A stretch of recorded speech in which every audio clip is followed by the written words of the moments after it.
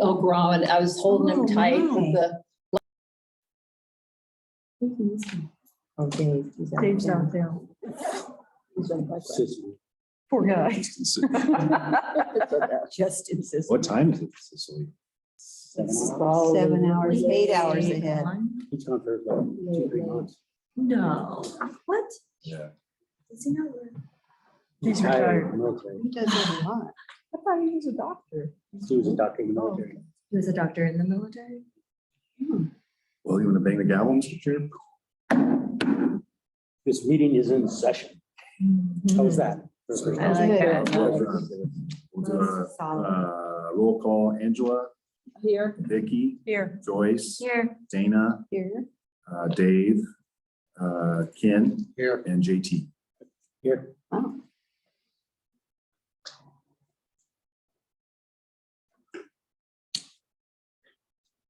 Thanks, everybody, for being online there on Zoom. Terry, I'm glad you could make it. Do you guys all know who Terry Schuyler is? Uh-huh. All right, We love Terry. good. We love you, Terry. That's We what this love Terry. consensus was. Yes. And Carissa and Kim, same as well. There's a lot of love in the room. We're feeling it. Thank you. Aw. Why are you there also? It's everywhere. He's a Is that spirit. Don? Oh, to the Zoom meeting? Yeah, Oh, okay, yeah. in case I can't make eye You can't contact have with two you. votes. I don't think I know Carissa or Kim. Oh, so they need to introduce themselves. Yeah, that's a good idea. Would you like us to start or? Yeah. Oh, Okay. My name is Carissa. I work for Eco Action Partners. I'm our energy and outreach programs coordinator. And I had the pleasure of meeting Dana at our fundraiser event, and she has been getting in touch with us about this. And so yeah, we're just happy, first of all, that you guys are doing this and are concerned citizens and taking things in your own hands, and happy that we can be a part of it. So thank you again so much. Thank you. Thank you. Love Eco Action Partners. Thanks, Carissa. I'll chime in. So I'm Kim Wheels. Would have really enjoyed being there in person with you, but I am still trying to get over COVID. So you don't want me there right now. But I'm grateful to Carissa for joining. I'm going to just stick with the first part of the meeting here related to my expertise, and then let her represent Eco Action for the rest of this meeting. But certainly for future meetings, I hope to be more of a participant. But I'm the energy specialist. I've been with Eco Action pretty much since it started 15 years ago. I participate in the ROC and Clean Energy Committee meetings. I presented to Ridgway Town Council lots of times over the past 15 years. So certainly excited to continue to support the community with sustainability efforts. We recently updated our regional climate action plan, which some of you have heard us present about, but I'll let Carissa talk more about that and try to save my voice and energy. So thank you for having us join you. Yeah. Thanks for going. Thank the extra you. mile. Yeah, thank you. Thanks for showing up when you don't feel well. Well, since they're here, I'd recommend that we just have the conversation with Kim now. Kim Right. and Carissa both now. All right. Sounds great. Okay. So primarily I was invited to join, I think this evening, to give an update on the building energy code process of what Ridgway has been looking at and working with so far. I think most of you are aware that Ridgway passed a resolution to move toward net zero, 100% electric building energy codes. And certainly anybody who's familiar with the language can chime in, interrupt me. But the Zebra committee has been discussing kind of how best to move in that direction, whether it's let's just adopt something right off the bat and be 100% electric and net zero, or whether to kind of have a more encouraging, inclusive phased in approach, which is what I would recommend, so that you don't put the building community or new construction people involved in that process up in arms. there's a lot of other communities out there that have taken various different approaches. So part of the research of the committee is to learn what other communities have adopted and how it's going. And then a new action at the state level is that the Colorado state just adopted House Bill 1362, I think is the number. And that essentially is going to set in place a process and mandates for communities to update their building energy codes. And there's two timeframes. One is by 2025 and the other is by 2028 or so, for when communities are going to be required to go in the direction that Ridgway's already decided it wants to go. I will also say that the rest of the regional regional communities are very interested in Ridgway's movement and encouraging, so that then what Ridgway decides, the process that Ridgway decides to take, the other jurisdictions can hopefully follow suit in the way that makes the most sense for them. But this state legislation is definitely going to help support this process for Ridgway, wanting to do it sooner than later. And it will help vet the process of that the Zebra committee's kind of already started, and I can that will then help shape that way. I'll also say that I just on Friday got selected to be on that committee at the state to help shape the energy code process at that state level. So the research and information that Zebra has already put together and brought to it, I'll be taking that information as well as conversations I've had throughout the years with the rest of the building departments here in our region to that process at the state level. And I will also then be able to bring back the state conversation and how that legislation gets, how that gets shaped back to help support Ridgway's process. I think the first priority that seems to be consistent among communities, it's what I would recommend for Ridgway for kind of the first step, and we haven't fleshed out all the rest of them, is to just simply adopt a PV ready and EV ready requirements for new construction. So it doesn't mean that solar panels go on. It just means that there's conduit put in the building so that if somebody wants to put solar panels on their house, the conduit's already there and the electric panel is already ready for solar. Same with electric vehicle charging, that the home is ready, home or building, whatever type of building it is ready for an EV charger to go on it and for somebody to then plug in their vehicle. Doesn't necessarily mean an EV charger is required to be put on at the time of CO. So those are just two really straightforward, simple amendments that are already out there to the energy code that can be done pretty simply and less inexpensively. That will then help kind of just create the momentum going. The other priority I think that's come out of Zebra is to work on incentivizing heading toward more energy efficient and 100% electric homes prior to requiring it. I think that's it that I have kind of to summarize. I'll let anybody else chime in who's been a part of those meetings if there's anything further. I know Terry was there too. Could I ask a question? What is Zebra? Do you know the exact acronym? It's something like Zero Energy Building Zero RA. Zero energy buildings. Ridgway area. The Ridgway area, correct. Yeah, zero energy buildings for the Ridgway area. Oh, okay. All right. Thank you.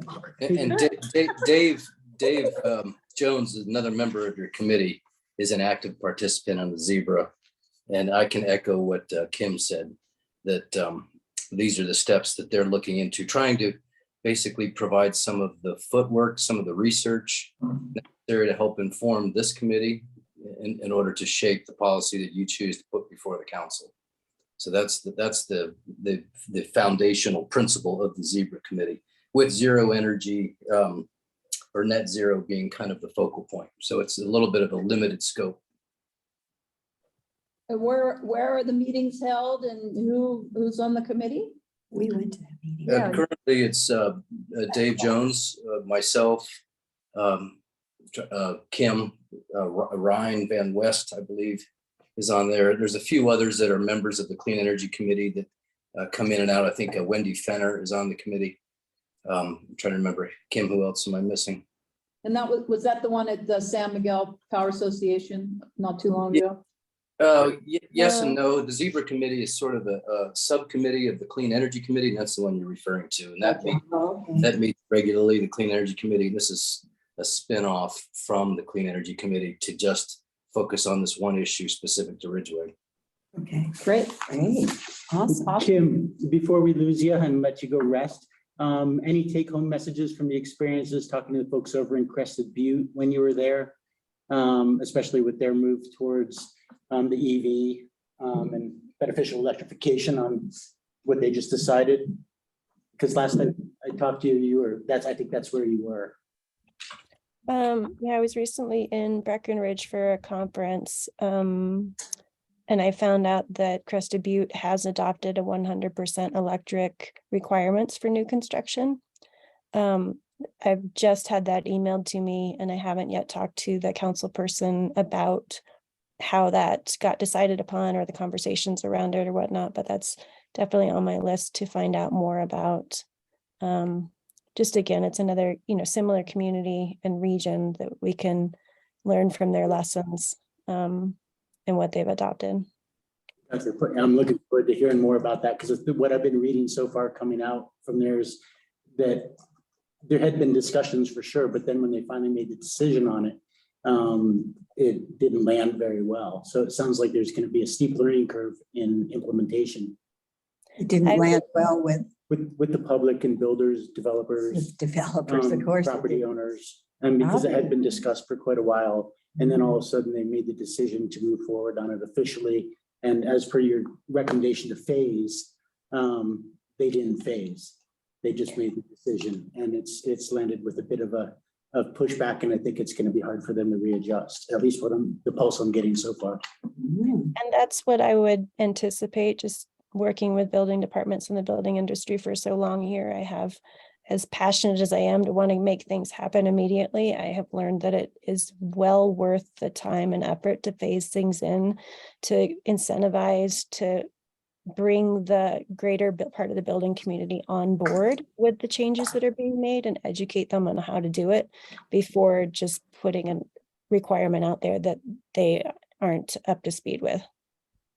I like the idea of encourage, but it seems like it doesn't have much teeth to me. I like the idea of encouraging with like a timeline that like in 5 years, this is going to be required. So you've got 5 years to get up to speed to do it, instead of just saying we would really like for you guys to move in this direction.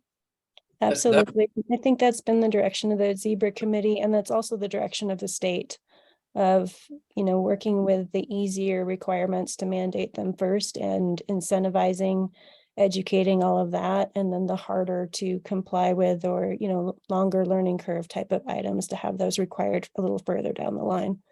So I have one more question while everybody's here. Is there anybody looking into the new infrastructure bill with all the federal grants, like for towns and individuals? Is that been looked into? yeah, so I just learned a lot about that as well at the sustainability conference that I went to. So it was, just for all of you to know, it was MT 2030, Mountain Towns 2030. It was a climate solutions summit, and it was the first one open to the public. It was only the second one ever. The first one was pre-COVID that had just selected few people invited. So it was a really amazing conference, and we had a lot of really good discussions and got to network across the state and other mountain communities elsewhere too. But at that conference, the IRA bill did come up, and all of the funding that is going to be available, and that includes direct rebates for beneficial electrification and renewable energy. It includes tax credits, EV infrastructure. I've got a kind of a cut sheet. None of those details as to how those funds that come through programs at the state level have been figured out. It'll come from federal, and then there'll be funds available to the state for then local communities to take advantage of and to implement. But there are also the direct rebates and tax credits that are directly available to people as well. So a lot of those details will be coming down the pike soon. But there was a lot of information in the total dollar amounts for each category that I learned about at that conference. So I think that just knowing that the funds will be there to help people implement, whether it's 100% energy or 100% electric homes or heat pumps or, you know, other initiatives that you might decide to prioritize at this committee. I think just knowing that those funds are going to be available should be helpful in making decisions. Kim, can I sent it to you, Preston, and JT. I didn't have everybody else's addresses, but I sent out an email. The Beneficial Electrification League of Colorado is sponsoring a Colorado Electrification Leadership Summit, October 27th.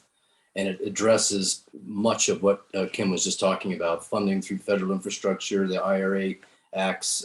There's a session in there called Show Me the Money, highlights of all the various funding sources. But it's an all-day virtual event for $20, and maybe Preston or JT could share that with the rest of your committee. It's, you know, available, open to anybody. And I can send over the one-page flyer of information that I got as well. I just need to scan it so it's a PDF that I can email out to everybody, just so you kind of have that breakdown of the information that I got as well. Thanks, Kim. I'm a beneficiary of your awesome work at Eco Action Partners with the home audit, and some guy came and did all this awesome stuff to my house, and it didn't cost me a thing. And I didn't know about that, except a friend who had that done told me about it. So there's, in like the San Miguel Power Association has a lot of incentives right now and rebates available on their website. I think that like a community education initiative about what you all are doing, because there's the two issues. There's the new construction, but there's also there's a lot more homes that are existing that are going to be built. And you know, I called San Miguel yesterday and asked him how I get an audit for someone to come to my house and tell me how I can convert, what it will take to convert for example, my heater to electric. It's natural gas now. And they could show me what products they would recommend. And if there was some type of availability of that for the community to buy into, even at a rate, I think it would really increase people's ability to convert or make a plan over the long term to convert. And I think that we need to focus on the existing buildings as well as the new construction. And it seems like what you all are doing at Eco Action Partners is really is that, and how we can make that more available and accessible is little known from my perspective. I don't know if you do. Are you all aware of what they're doing? I mean, I think maybe you have to be poor. You have to have like a low income to benefit from it for free. But I'm sure you can pay for your services as well. But how do we make it more widespread so the community can buy into this? I think that's the educational component in our Right. group as well, especially like I've had conversations with Ashley from Chamber of Commerce of like, what are the different things that they know nothing about in terms of town, and also other ways to work with both businesses and residences, just trying to find collaborators that haven't occurred before as well. I think that's one. Kim, I was gonna also tout your program about training, I guess, installers for heat pumps. I think that's a great thing that Eco Action Partners is doing as well. And I think something like that kind of word, it needs to get spread out, especially through the building community as well. Because the need for the technicians to be able to do them retrofit or new is going to be an important component of it as well. And thank you to you guys for doing that. And the programs are touted through the Staples Energy Board all the time. Kim comes to town council meetings, what seems like every meeting to give presentations, and she does a phenomenal job. Not just Kim, but Emma too, and others. And so there's definitely opportunities for them to showcase and really articulate what their programs are and how they benefit folks out there. But is there always room for bolstering that? Absolutely. And I think that's partly why you guys are here. Hey, Kim, another quick question. I'm looking back at that last meeting from Wednesday, September 21st with Eco Action Partners and Sneffels Energy Board. When we get those agendas, you pack a lot of great information into those. Can I share that with the committee here as well? And then vice versa? Can we share our agenda with you guys so you know what our priorities are? Absolutely. Yep. I think that'd be great to, communicate so we can collaborate when appropriate or not overlap with efforts as well. Yeah. Yep. The town council does have a liaison or a committee member on the Sneffels Energy Board that could act as a liaison to this committee in addition to Kim, so that Kim doesn't have to do everything all the time, every day and every meeting. Thank you for that, Terry. I'll just to kind of go back to the conversation about, so we administer SMPA's income qualified weatherization program, and that's where those who qualify from an income standpoint, and it's middle income, it's not just low, can get home energy audits and upgrades for free. For those people who don't fit that criteria, the rebates from SMPA, the rebates from Back Hills Energy, and all the rest of the programs are still available. So there's still a lot of support and assistance available. Yes, absolutely. We always need help in getting the word out in a broader scale. So with that, I'm going to maybe stop talking and let Carissa talk more, since she's our outreach program coordinator and she knows a whole lot. She's a much better outreach person than I am.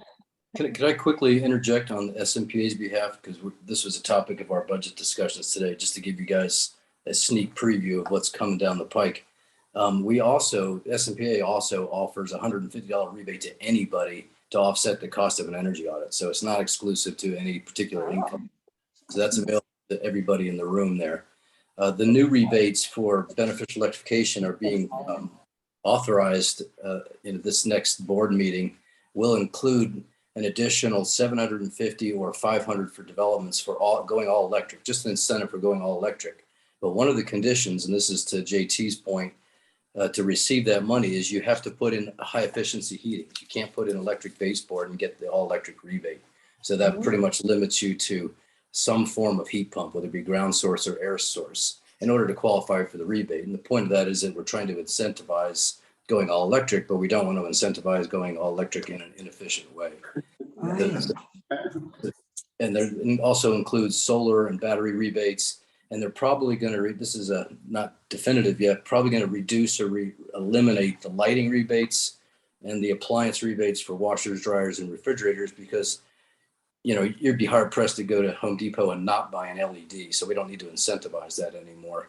And you'd be hard pressed to find an appliance that's not Energy Star rated. And if it isn't, it's probably barely not. So it's not moving the needle much. So a lot of the cost of administering some of these rebates were for these appliances that are becoming, common appliances anyway, common purchases, so that don't require further incentivizing.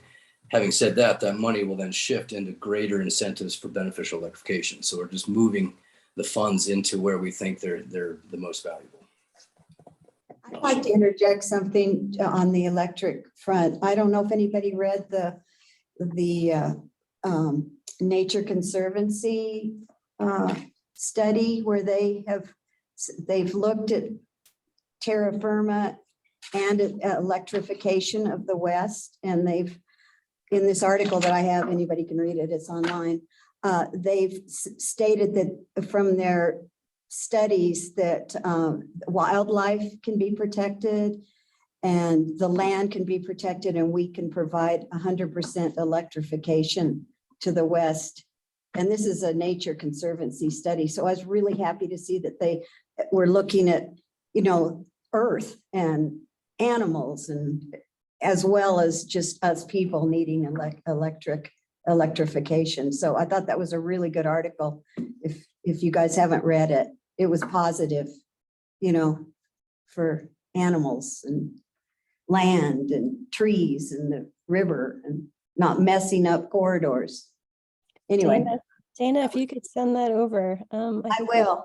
I'll send it over to you. Great, Yeah, it's really a positive article.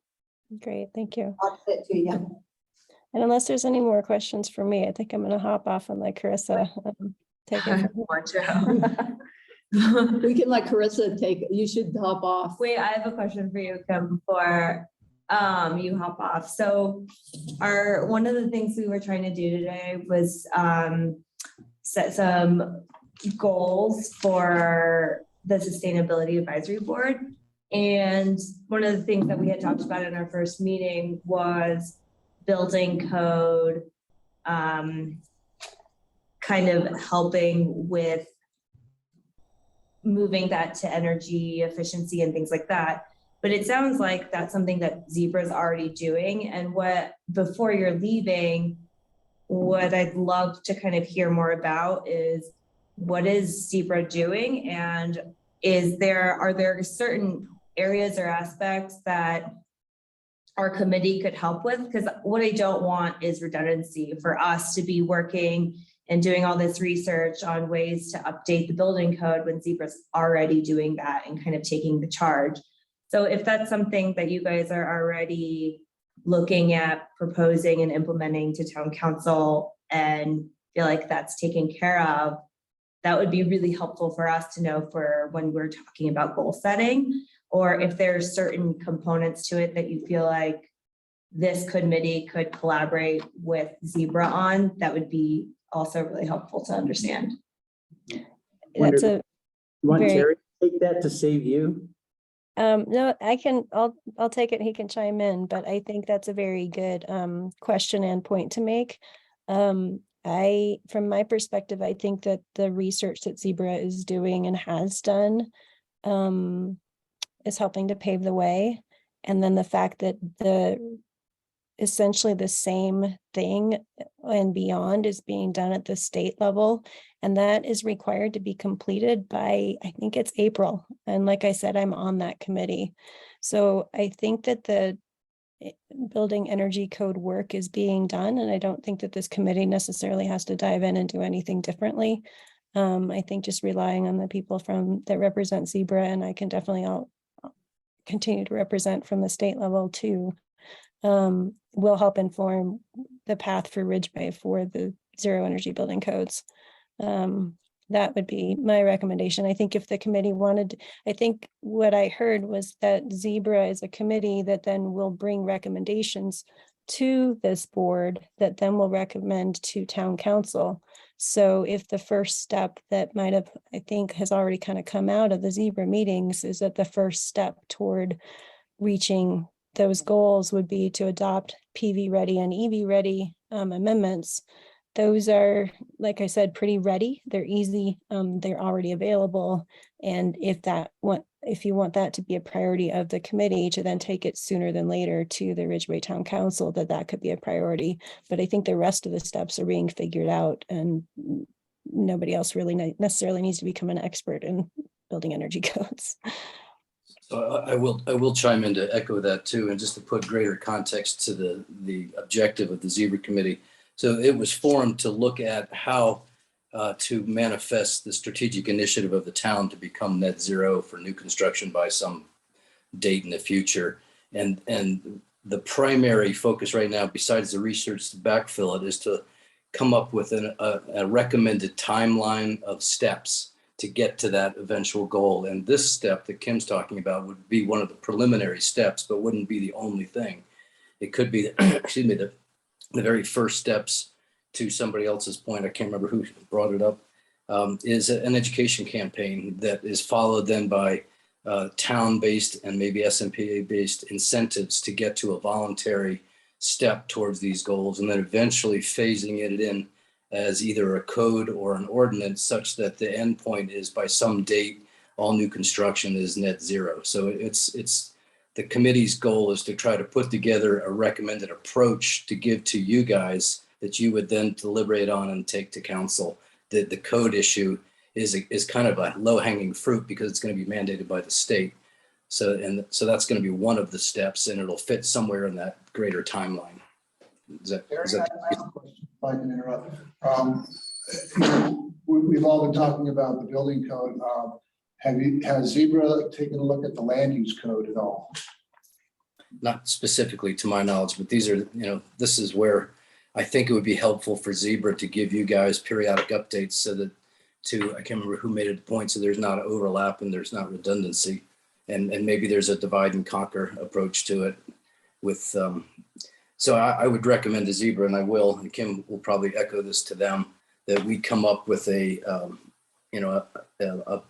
presentation to you guys about what it is exactly we're looking to do, so that we can, maybe you can help direct some of the footwork. Recall, Zebra is just a bunch of volunteers like you that are willing to do some of the, the Google searches and document collection and look for precedent and which approaches by which communities have worked and which ones haven't, and try to give you recommendations.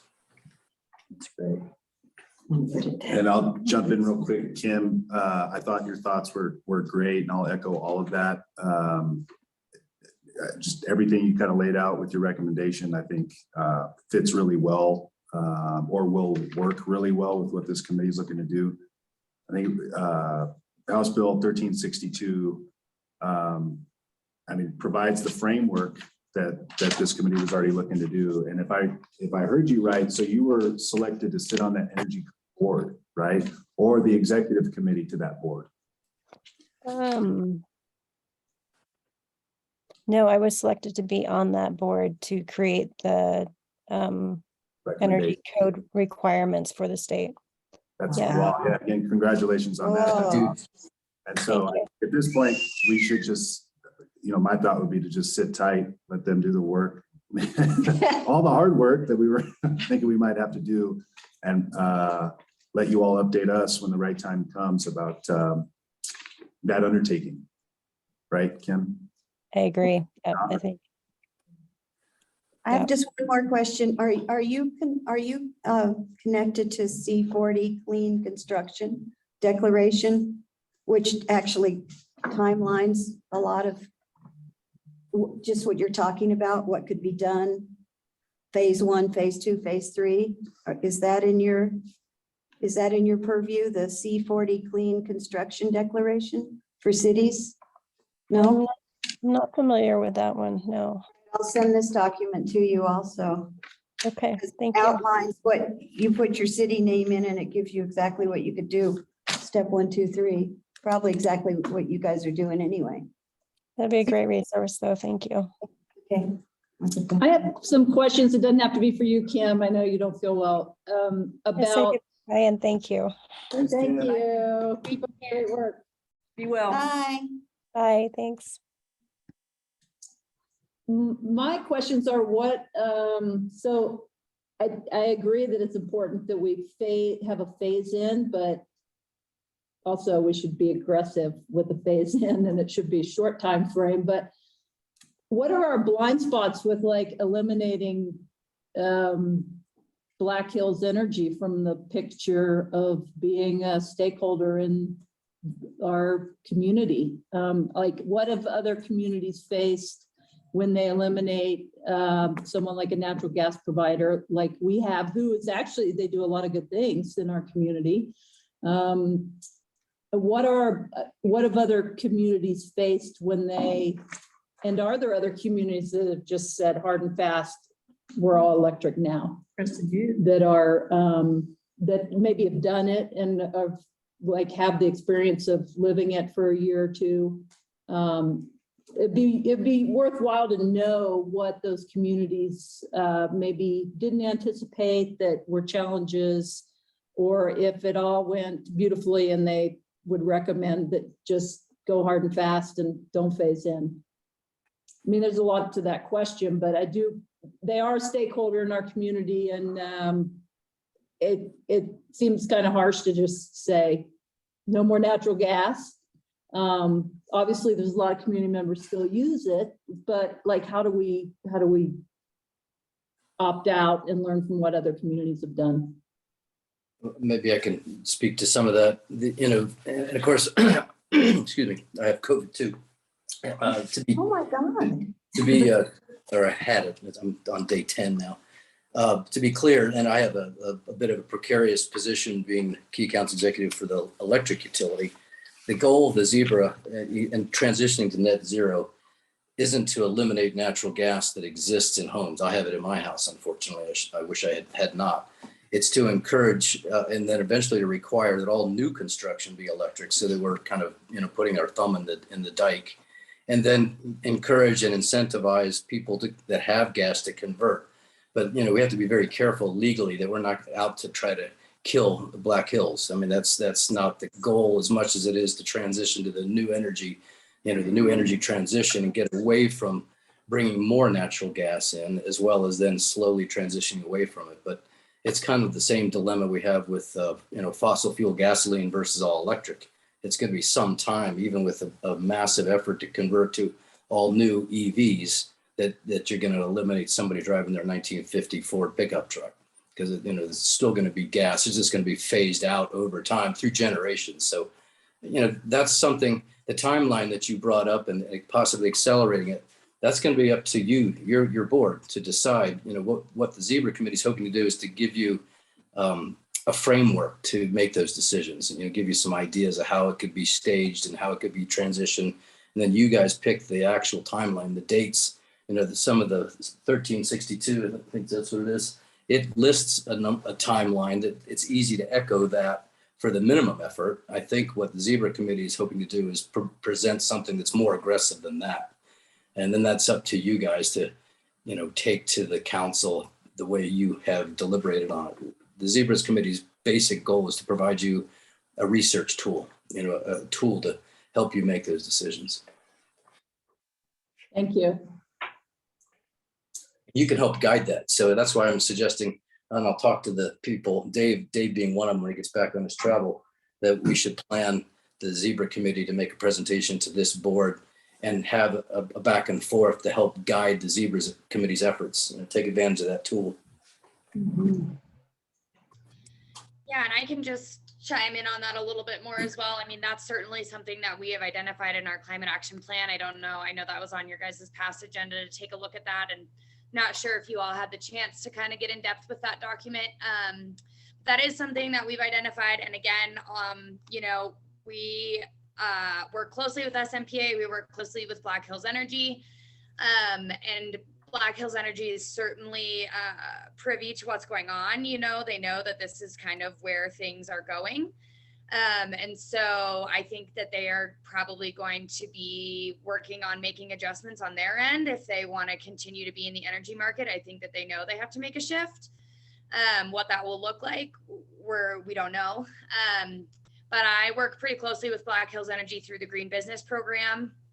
And I will just say that they are not hesitant to make a recommendation to go to electrification if it makes sense for the building and for what the building needs. So grateful for that. I think that they can get a pretty bad rap as a natural gas company. But we've had great experience with them, and I think they are on board with moving towards electrification as well. I think that they understand why that's happening, and again, they're willing to. We've had several walkthroughs with them, with businesses where they've said that actually, a heat pump would make a lot more sense in that space than continuing with natural gas. But of course, I think one of the barriers is just, making that investment. And that's difficult for some people right now. And of course, SMPA has a great rebate and incentivization for that.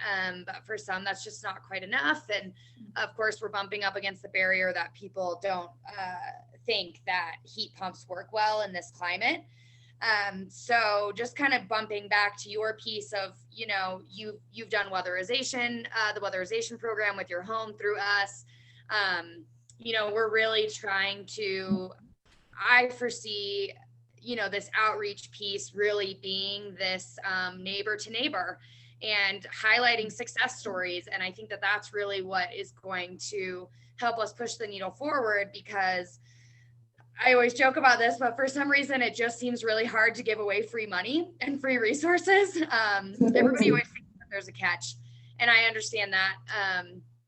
People think it's going to be onerous. They think there's going to be a lot of paperwork, or they're going to have to do a lot of heavy lifting to get us to come into their homes and do these energy assessments and do the weatherization. And that ends up just not being the case. And so, I think a lot of it is just spreading it word of mouth, and any chance that, you can to let people know that these rebates are out there and let them know that you took advantage of the weatherization and how much it benefited your home. You know, neighbors listen to neighbors and then they want to get involved. And I think that that's going to be a big piece of that as well. And to add to that, Marissa, one of the educational campaigns that we would definitely want to focus on is educating the building community. And it's one thing to educate those who want to build, but the building community is the one you really have to educate and then incentivize. And that's part of that air source heat pump training program. You know, Tri-State and SMPA are providing a $250 incentive for contractors just to take the course on air source heat pumps. So I think that's a crucial component of it for sure, is to educate the building community. Yeah. And, you know, that is what we're seeing, especially, you know, I know it's in Ridgway, I know it's Telluride as well. You know, those contractors right now, they're just not incentivized to start taking on those projects because they're just so backed up with existing projects as it is, that they just don't have the bandwidth right now to be taking those courses and learning this new skill of how to install these and moving towards that. So we do have people that are interested and are sold on it now, but it's just, yeah, at this point now it's finding an installer. Marissa, what's the guy from Black Hills? Is it Ed Green or Ed? Yep. Ed, yeah. That's a piece of unqualified intel from my dealings with them and Kim's as well, probably a year and a half, 2 years ago, is part of the reason that Black Hills is not going to be aggressive to prevent electrification is they have a capacity limitation. The pipeline that they bring natural gas in over Log Hill is limited. And to actually expand their base, their load base would mean significant infrastructure costs in expanding their capacity delivery. So that there may be a battle won through attrition only because Black Hills is going to be limited in how much gas they can actually supply to Ridgway in the next 10 years. Wow. I have a suggestion to back up a little bit to both of the audit programs that Sampa and Eco Action Partners offer. My sister's really good friends with Ryder for the Plain Dealer. Maybe she could interview both places and have an article that in the paper that just gives a cliff notes for all that.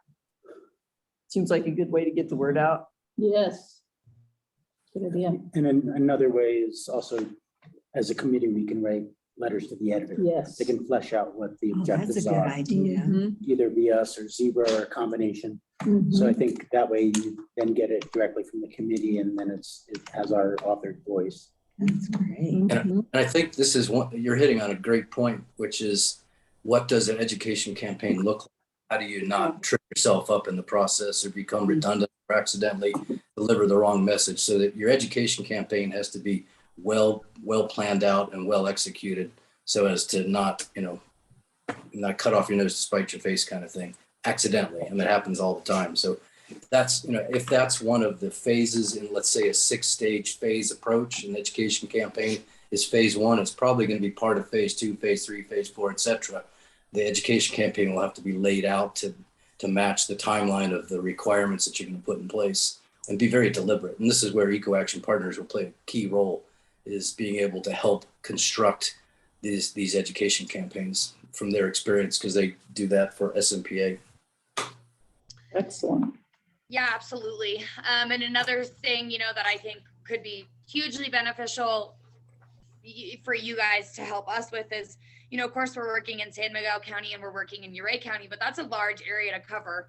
And I am our only outreach person. So I'm kind of in charge of doing that. And it is a lot. I don't feel like I have a super great finger on the pulse of things that are going on, events that are coming up. I do my best to check community calendars and Facebook groups and things like that. But just keeping an ear on the ground. If you guys know an event coming up, even if it's like an affordable housing event, let's have somebody attend that and talk about the weatherization program with them and talk about these rebates that are coming up, because, there's a lot of people that I attended one of those in Ridgway several months ago during the summer. And, people just kind of want to know what's available. And not all those people that are at the meetings are going to get those affordable housing units. And, it's like, okay, you might not get those, but here are other ways that you can save money. These are other things that are going out in the community. So, I'm constantly looking for events like that, where even if we can just have 5 minutes to just, get our name out there and say what we do and you know, just say what's going on with these programs. Again, just that word of mouth is huge. So just constantly, you know, for you guys, if being in Ridgway, just constantly thinking about if there's any events coming up or any opportunity that we can get up in front of people and spread the word is huge. Yeah, and Telluride as well, because again, you know, just we're here in Telluride and I'm trying to do my best, but yeah, there's a lot going on, which is great. But yeah, hard to attend everything and make it all work. So the more the merrier. My first thought on that was like the concert series is probably the biggest crowd you're ever going to find. Maybe the town could give you 10 or 15 minutes on the stage. Nobody's going to want to do that at a concert. How do we get in touch with I'll do you? that. Like, how do we get in touch with you? Yeah, that might be. With I have me. her. Yeah. Yeah, I think my email, I might be in this email now that Kim, but I'm happy to, I'll shoot you guys my email and yeah, and we can be in touch. We've got it. I've got it. I've got Thank your you. card. Yeah, perfect. So if we designed or planned some kind of event ourselves, like I have a few buildings in town where I could at night maybe offer one of those buildings for a meeting. Would you and maybe Kim be interested in coming down and literally being the presenter Yeah, absolutely. to the community? Yeah, we would love to Okay. do that. Something Okay. that we've been doing, we've done it about twice. We're going to do our third one here is we've been starting to do environmental happy hours. So that's where we've been working with other nonprofits, mainly here in Telluride. And of course, we're open to any and all. But we've only done 2 of them. So we're just kind of getting started.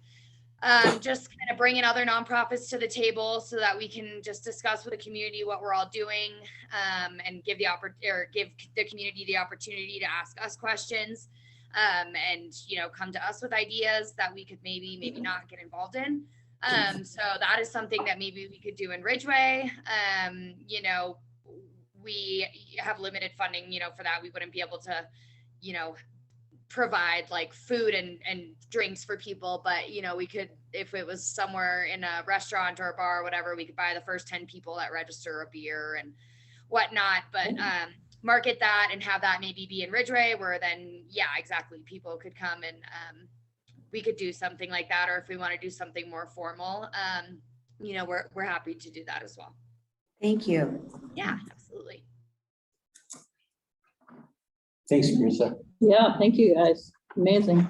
Yeah, no, we're happy that people want to get involved. And, you know, we're an organization of 8 people on our staff, but we have a large area to work in. And so, yeah, we need all the help that we can get too. So we appreciate you guys wanting to get involved. Well, thank you very much, Carissa. Yeah, thank you.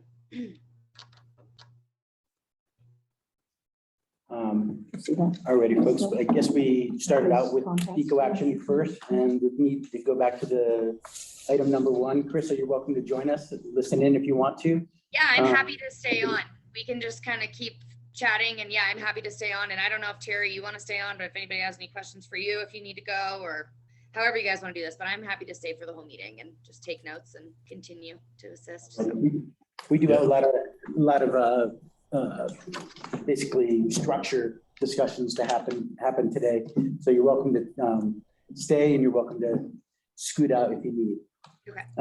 And same with you, Terry, but Well, I just to introduce myself in the capacity of the town council alternate to this committee. I'm going to participate in these meetings mostly just to listen to what you guys are doing, and then so I could be informed if JT can't make a meeting. So I'll be his backup. And then second to that, I can speak in when asked in the capacity of San Miguel Power. That's how I got permission to be on the meeting during work hours. Great. Glad you're going to stick around with us.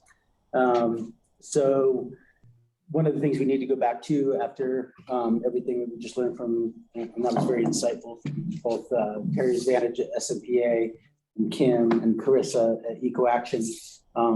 is, especially with Zebra Committee, I think that's illuminating for a lot of folks. Yeah. The Clean Energy Committee and Zebra, they've already made a lot of headway. And obviously then Kim is also on the front lines, navigating stuff at state level and working towards implementation in the regional level here as well. I think item number 1, we can backtrack to now. We're talking about the Google Drive because I don't know if we used it a huge amount on this first round, just to get in various resources, because obviously we're all doing our homework and reading. But I think in the long run, I've been trying to just make some folders and see what's showing up so that we know the stuff's there when we can refer back to. Any recommendations from people? Or I know Dana wanted a little tutorial. I got one from You did? my son's girlfriend. Okay. I don't know if it helped, but she kind of did everything for me, but Gotcha. I can always go to her. It looked like somebody created individual folders for all of us. And on Google, I couldn't find it. All the folders were empty when I looked at them. Oh, there's stuff in them now. Yeah. Oh, no. Yeah, I've been pulling stuff out of them. Yeah, I've been, and I didn't make them for individual folks, but I've been doing it in terms of, That's why I did it. dominant theme and Okay. then subfolders as well in there as well. You had written a letter in there, and the one thing that I do want to ask people is a lot of the things that we look for are links, right? And copy and pasting links. And I had started a Word document, and I wanted to find out if it matters mechanically, if you want me to put it on from a Word document or into a spreadsheet or. No, Word's great, Yeah. or Google Doc is better, isn't it? On here? Yeah, I mean, as far as being seamless, Is that I just did that as a first place because I left it editable. the one that I tried to put Couldn't in? add stuff to it, but I'll transport it to Google I Doc. wonder if we want, Terracotta if, thing. do we want Yeah, like I just links put for that each in of there. those folders, or do we want just a folder that's links? Okay. That on the So I document, actually we did one have thing, right? headers and we put the links under the header. I don't know, which is gonna be the easiest, less clunky use. Maybe why don't we try one form and see how we. See how program that to it? goes. Yeah, and I mean, I really like that there's actual documents in a lot of these, Yeah. just so I don't have to like That's easier for re-pull me it to off. follow. So just putting that out there that if anyone's already got the document downloaded and can upload it to Google Drive, I personally really like that. Then I can just pull it Yeah. right there. Right. that's what I was trying to do is pull up as many Mhm. PDFs as I could, so you don't have to then buzz out to another link and create your own bookmark and then wonder where the heck that is. But in terms of the other links, if you guys filter those in, I can then within each of the different categories, create a Google Doc and add those links in there, just so that they live there. So when you go to energy or beneficial electrification, you can go right to those spots. And if it ends up being geographic, then I'll, list it as an editorial from Crestview or something like that. I added a folder, I just assumed that's fine for us to just add things that Absolutely. Yeah, seem that's- beneficial without a reply all. Preston, now I had a question. I hadn't even seen the page where you had everybody's names up there. Where did that just come from? That's the only one I've been. Wow. I've It's right been- there, I haven't even SAP. seen this. Oh, just Okay. on there. Okay. Yeah, so you're right, there are individual names. That's the only one I could find on my Google Drive, so I need some help. Yeah. So always, you can always back. Okay. Yeah. If that's the one, if that's what you closed out on, a lot of I don't times even you know how to open back get up into and you open up Google Drive. I used to But then you can always, you 4 can hours a day. backtrack in there and get to the home folders. Okay. Those dots It's- in there. it's- And you hit this. any on other- the yeah. drive. You guys, on this note, so we don't spend too much time on this, because it's gonna be something work in motion. Is there anything right off the bat that you would like on there that we should populate and information we should share? Like Kenny brought up land use codes in light of the fact we were talking about building codes. And they've got Zebras pretty much tackling that. So, and I don't think the state revision to the building code is going to affect the land use code. It will not. And I have an update on our land use code later on in the agenda, but Yeah. which we're tackling, but yeah, what they're that's- doing I doesn't think affect that's the land use something code. we can, shift our vision towards. Mhm. Yeah, on that note, probably, well, maybe I'll save it for the agenda, just Yeah. because we have the joint work sessions coming up. and the IGA. Right, isn't that gonna be part of our sessions with the county?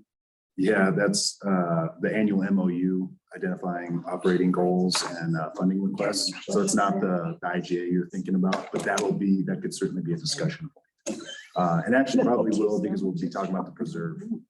So anyway, getting in the weeds, but good question. Yeah. All right, we can flesh that out and even explain a little bit more what those different good things are. I realize I was convoluting that already.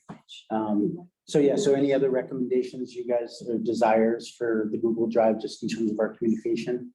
We want to, I don't think we need to walk through it. I think it's a place where we're composting resources in one place and then be able to draw stuff out of there.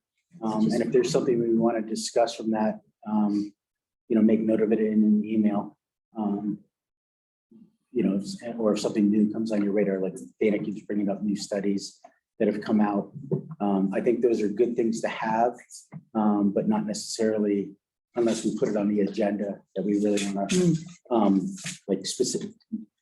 Dana, my thought like on like the Nature Conservancy thing, like if that I've emailed it to you guys. I'm sorry, I'm so old and technically fucked up. Totally okay. Excuse me for fuck, but I like that word. We're still on Zoom. The point being like something like that, I Can't think you for put it point of in for me? efficiency, for point of efficiency, when there's studies, and there's millions of studies out there, right? Yeah. And if you can pull out if that's the thing that you're gonna read through, pull out the cliff notes of it, give us the highlight bullet points, and then we can add those into whatever specific thing we're working towards, be it as a building code, where something might have gotten missed or a new suggestion on how to do it, or the methodology, like phasing the process versus, slamming it down the building community's throat. So, Yeah. so like, It's gonna be the just, trick. I think all of us have a lot of background and all of this in different ways and passions about it, but really figuring out what are the most important points, because I can certainly go down my own wormholes, but I know for due diligence, I need to come back out and just share the bullet points of the most important stuff that I think is out there and how it applies through the lens of what's going to be effective for town moving Right. forward. Because I can't deliver a Nature Conservancy report, but I can bring a bullet point from it. Say, hey, there was a really good thing thought about and presented in this report in the context of the American West, and it would be applicable. So you're saying you don't want the whole article, you just want, Oh, I think you notes. can, put them into the Google Drive, put them there. but maybe I don't cliff noted necessarily- also, because I have more time maybe than some people. I can read more. Is that what you're saying? Like if you email it to us, or if you put it in here, maybe put a highlight of like, this was Really good. This article. Can I give an example? I really did that. important. What's that? Can I give an example of how we might do that? Sure. Oh, you Yeah. finish what you're. I was gonna say exactly that. Just give a bullet point, like being like, instead Okay, of saying this was a really good study, say, all right, the take home message from this one gotcha, could be super applicable to our building, gotcha. or our relationship with SMPA or Black Hills Gotcha. or something like Pinpoint that. it more accurately. Something like Gotcha. that. I think Okay. That benefits everybody moving forward Okay, with a glut of it. I can do that. Could you go to the, back to the drive, to that Colorado legislation folder and pull up the 2019 legislation session? So in there, let's see, scroll down to House Bill, God, I can't see, what is it, 19-1260, Building Energy Codes, 2019. 1260, I believe, back up a little bit. There's 1261, 61. Is 61 there and not 1260 there? Climate action. 1261, It's Building Energy Codes is the.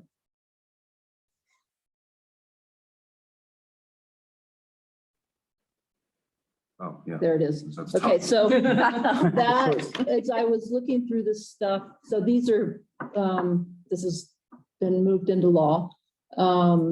This bill Sorry. Requires local jurisdictions to adopt one of the 3 most recent versions of the International Energy Conservation Code at a minimum when updating any other building code. So that stood out to me as like, well, right now we're updating the building code. So what are we doing that's what of the most three recent versions of the International Energy Conservation Code? I don't even know what those are yet. Are we going to incorporate into the code? Are we And aware of? 1362, which Kim was really talking about, is a huge augment to this. Exactly. Pretty much the exact same thing and some. And So some, that's what was being addressed before. And so that energy code, which Kim's going to be a part of, is going to be looking into, and making recommendations on for municipalities and counties to consider. And then beyond that, it has even more aggressive goals than that for when municipalities and counties have to update their building codes or energy codes. Mhm. So these three most recent versions of the ICC could be 2018, which is what the IBC is right now that Ridgway is operating. That's the International Building Code. Mhm. And so to me, that's almost irrelevant anymore if it's 2018. Exactly. Is there any, I guess we'll find out what the new But we could- legislation. We could look at that as like, well, let's adopt the most recent rather than some of the older ones. But, they're basically saying when you change your code, You're you have required to, to, you're required to go a step beyond that and adopt something that's more progressive, is the way I read it. And I don't know, I'm not aware if that's something we already are doing every time that we've changed the code. I don't even know how many times we've changed the code. I mean, I have a lot to learn about all this. But are we following that? Are we, every time we change the code, are we adopting one of those? we are, and we operate under the 2018 IBC, and we look at that every couple of years to see. I guess I should say our building official, Mike Gill's well versed in what the building community is doing as it relates to updating that I can't remember do you know how often I look at you. I think How often do they update? Every 3 years? it's every 2 years, but it's pretty discretionary. I mean, Yeah, because they had 2015, they did 2018. right, I yeah. can't remember if they had 2021. But we look at it every so often. We have to do the same with like traffic codes and stuff as well. So we have been following that, but with the inaction of 1362, that's changed the game a little bit. And so now it's, I do think it's a little bit of, well, let's wait and see what the recommendations are and then go. I think everyone's on the same page. It's easy for me to say, but I do think there's a desire and a push to be more progressive as it relates to what they propose. Yeah, I get the sense that it's been from Kim's Eco Action meeting, and I can share that agenda, is that it is very much being set up as turnkey. I think she maybe as well. So In terms of like use of the Google Drive, I think something like this, where I looked at this, I found it, that struck me as something as a conversation topic. And then maybe like the municipal code, like Kenny, you're versed in that. I look at that and I go like, I just want to go sleep. And I don't know where to look. Too. So if you were, knew where to point me to page, look at this, this is the things that. I can browse through it but if they're going to adopt, if they're going to adopt an updated version, then is that what council is leaning toward, is adopting a newer version of the IBC for the town? well, planning is looking at the update of the new chapter of, especially chapter 7. Yeah, and that's our land use, specific land use code, which varies from community to community, but Right. I think, I don't want to speak for council, but I think there's definitely an interest in updating the IBC, but again, I said, kind of wait and see. I think we're going to want to wait and see based on 1362, what the Right. recommendations are. Well, when they do decide, I'll be glad to do the bullet points. Great. Great. Yeah, and it won't be Awesome. It's Oh, mind daunting. Yeah, Well, is there a way then, like, for when somebody puts a folder or file in the Google Drive to highlight? So we don't all have to read everything, everybody didn't have to read everything? How about sending an email saying, I just put something in? that But no, you I'm might saying be like, if you put a interested document on there, can you highlight what you think is the most important, like what Angela just presented, but like, that way it's like in a different color for the Yeah. people that are like trying to skim. It depends on the PDF. Some of them are, Right. some of them allow you to and some can't. Right. And the ones we can, you can go on there, open it up into your Adobe Acrobat or whatever else, and it's a readable document, editable. I can spit that one out. And yeah, you can actually literally like use a yellow highlighter in there, and you can even do annotations on Adobe documents to get on the sidebar. But for us, like the municipal code, which is really lengthy, like the items that you'd probably want to be looking at is they'll talk about building codes. They might talk about like water efficiency appliances, like landscaping regulations and recommendations. And just like, there's like specific sections, and that's kind of, and then, you know, like maybe wetlands mitigations or natural spaces, green spaces, requirements, things like that. So like those are what you kind of have to dive into, but like those are the pieces that you'd focus on. You wouldn't necessarily want to read about specific processes for an applicant because that's not as important. So like, And a lot of that Yeah. things is just having it interpreted for someone who doesn't. Yeah. because There's a lot of like that, the language has a bit of jargon side to it. So like if there was, I haven't gotten to the section on energy codes, I probably should just jumped right there, but like, so if like you or Kenny looked at that and said, well, this is the place right here in paragraph Section 2, section seven. 4, where we could recommend to town council to update this based on the Colorado law. Let's Right. get ahead of them or whatever. but I That would be imagine helpful. the And they do- zebra code, what those recommendations would get integrated and modify the municipal code as They would. well, right? Because there's. Yeah, I'll be interested to see how it happens because I was trying to explain this last time, but like when, like for Ridgway, we operate on 2018 IBC and I think 2018 Energy Code, I think. Our municipal code references those codes, but you don't see the entirety of the building code in the municipal code. You gotta go through a book this thick. Yeah. You see, right? Yeah. Thick, which holds the whole building code, and then a book this thick related to the energy code. I'm exaggerating, of course, Yeah. but they're pretty darn thick. Mhm. And so the municipal code references those documents and pretty much adopts them in their entirety in most cases. And then if there's any sort of supplements or provisions that differ from those, what's in those books, they're identified within the municipal code somewhere. That's the best way I can explain it. You really have to kind of go sift through it yourself to better understand or see it. It's a little bit of cherry picking going on. Yeah. Yeah. They'll take, and it's good because I went to that section of the municipal code. They basically take sections, not just from 2018, but some updated versions of the IBC. This refers to such and such, section. And it's like being a lawyer and looking through all that stuff. Oh, yeah. That's why I get Yeah. It's great. When I was reading the code today, I was very frustrated because a lot of the codes had said amended.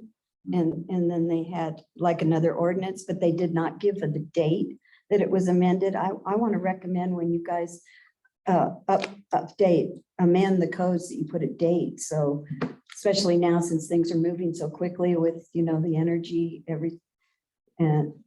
because there was no way for me to know when it was amended, say for the plumbing code was amended. Sure. It would be helpful if you guys just put in when you amend the codes, put a date. Yeah, if you're referring to All of them. like municipal codification, it should reference an ordinance, which has the year and then the number. I couldn't find You it. I cross-reference. looked everywhere. Probably the numbers in the ordinance, It is. ordinance, The it's probably the ordinance. ordinance code number or whatever. Is it? Well, it Yeah. maybe could be a little bit more, helpful for people. It's like That kind of us. language is not for us. No, this is the town. This isn't the municipal code. This is the town Oh, amending. oh, They could easily put a date on it. Dana, are you talking about like when you're looking at the chapters here Yeah, that are all here? yeah. It goes amended code. We amended this, but it doesn't give a date. So I'm That's- going, well, was it amended in 2020 when we were a little bit more aware of the problems? Or was it 2018 when we weren't aware? It just would be helpful. Just saying. On the comforting side, Itching. I would say one thing though, just to remind us that we don't have to, the purview of this committee, I don't think, and we're going to flesh some of that out tonight, is necessarily going through every single one. I mean, there's going to be dominant chapters that we're going to right. have to, I think, all be educated on and, Right. and should, Right. so like chapter 6 is building regulation, chapter 7 is planning and zoning, Right. and yeah, there's water and sewer, animals and fowl, weeds and brush. I mean, become an expert on each of those if you want, if that's your Well, I just was trying primary to interest. learn. But I think those are the More. kind of things, like, at least I know since my learning curve as a council member has been steep, just having started in the spring, I've had to go to this so often. And just even to be humbled to realize that it does break down in such a sequence of things that, and the steps you have to go through, especially if you're going, applying for a permit. So anyway, we don't have to tackle all of them, but there are elements of them that we need to be schooled in, and at the same time, then have our foot in the other realm of like the kind of stuff that Kim is working on, House bills, state bills, and then the implementation of that, so that I can then say, okay, this is within our purview of working on, and the council has the capacity to work on this with Preston and the staff going into this next budget cycle. You know what I mean? Just in terms of streamlining things. So that kind of leads us, to item 3 about talking about the municipal code and planning and zoning, but to me, it sounds like that this committee really shouldn't be focused on municipal code or building code modifications. We should be kind of waiting for Zebra's already doing all this work, doing all this research. They have really educated people that are going to be providing recommendations and then presenting it to this committee, which, and during that presentation and review, we'll be able to ask questions, make sure they're in alignment with some of the items that you were talking about. And so my thoughts are that we kind of put a pin on that. And then, when we transition to item 4 to talk about mission and group goals, maybe focus on some other things or items that could go in collaboration, whether that's water conservation or, Dana had mentioned the Natural Conservatory, and that could be a focus on like low irrigation water, like plant species to recommend into the landscaping, because those may not be part of the building code. Just other things to go in collaboration, but not necessarily focus on building code modifications. That's just my thoughts, because I think that's great. I think we needed like a timeline with, we need Yeah. to prioritize and then come up with a timeline. And then with the energy code stuff, I think we are going to have like a pretty big lift once we get the information from Zebra, how we put it together and how we present it to town council. They're doing the research and the data generation, but we're going to have to put it together as a package to. Yeah, I think that they'll present also what kind of modifications to make in red lines for the building code would be my Let's hope, that'd be great. assumption as well. And there's so many right now, not only the state, but other municipalities that are putting together sustainable green municipal codes that are all going to be referencing each other. Yeah. And so you'll be able to kind of have someone else do all that legwork, which is really, really great, because it's a lot of time. I assume based upon everybody's interest that everybody gets the council agenda packets and the planning commission packets emailed to them every month. And I think might be a fundamental part of our due diligence, all of us to know those issues that are on the radar, because they're those places that we can then say, oh, that triggers us to discuss what the issue is on the agenda, and then figure out how we can help inform them to make the most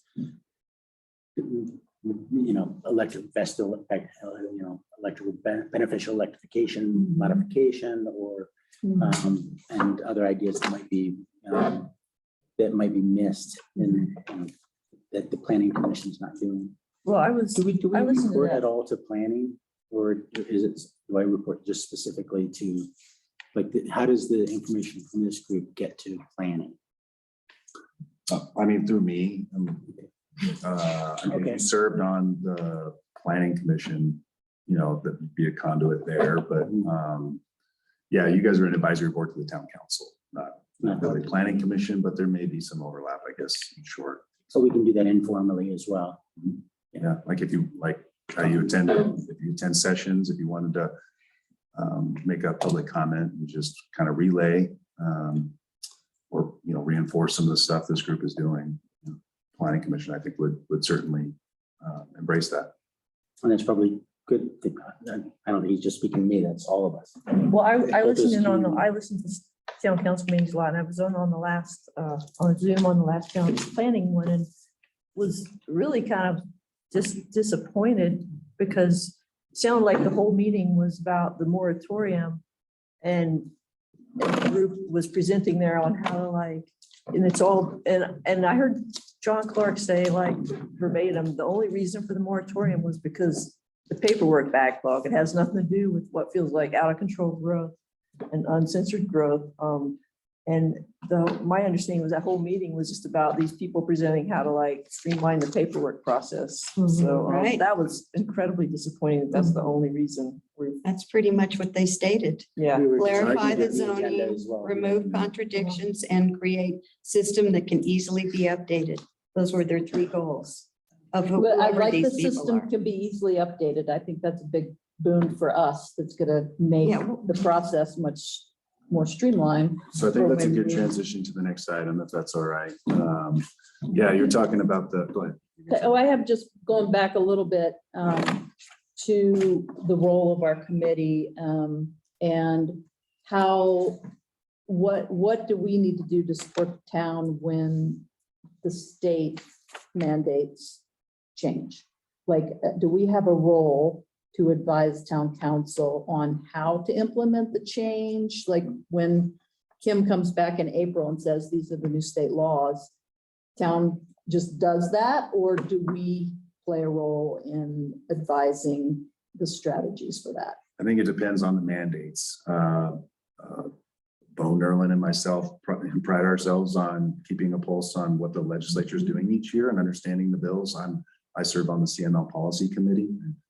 We have a meeting this Friday. We meet every quarter and go through all the legislation that CML, the policy committee, wants to take a position on to recommend to the executive board so that they can lobby, you know, state representatives on those bills. And so the point I'm trying to make is I like to think we keep a good pulse on what's out there. So, but as it relates to this board and the energy and the climate action and sustainability stuff, you know, that's where Kim comes in, I come in, and you all are going to have a pulse on it too. So that I guess in short, it's going to become clear what this board should be tackling and making recommendations on as it relates to state mandates. Yeah. Okay, Great. But there's a number of avenues for the town council to understand what the mandates are each year. Okay. And part of I my figured so. job just on that is as liaison to the town is to update the council when we on the agenda is to say, these are the take home messages and these are the things that we're working on and these are the actionable things that we're paying attention to. And these are some of the suggestions that collectively as the committee has suggested to council to consider and keep in mind moving forward at the time of adoption of these state policies. Great. So, can we, with this sustainability committee, outreach to the community, or are we only beholden to the town council? no, I think Because that- that's what I think we should focus on right now, since everybody's doing the codes, that we focus on educating the community and be creative with what we do. Like I even pictured going from door to door with some kind of little, they're doing one in Windsor now because they're updating their codes, Windsor, Colorado, because they've had a doubling of their population in the last 6 years, and it was way beyond what they projected. And they have the cutest little thing on their website, on their town website, with these silly little questions like, what's important about Windsor? I mean, that thing we did over at you weren't here then, at the 4-H center, remember, with the crayons and Yeah. stuff? Kind of the same idea, but engaging the community into what they think and then educating at the same time. I think Does that sound like something we could do? I think it's going to become an essential part of, as we establish what our mission and goals are. And I think it's already become evident that the educational component is going to be a dominant that we do. Yeah. And then figuring out how to execute that is going to. But that's something we can do as a committee, not just stuck in this room talking to the town council. Not only, We can go out into the community. But we have to agree on what we're gonna say. yeah. Yeah, we do Yeah. have to represent. Right. Yeah, yeah. And so Right now, we're circling back to the whole state mandate issue, that if I understand this correctly, if the state mandates something, the town council has nothing to say about it. They Right. have to, That's right. but they Right. can always take it further. And that's where we might step in, or not step in, but make some recommendations. But yeah, I think when it's mandated, it's the law. Right, it's codified in state statute, and we're always gonna lobby all cities and towns against the unfunded mandates, the ones with financial implications, Right. always. But sometimes they don't.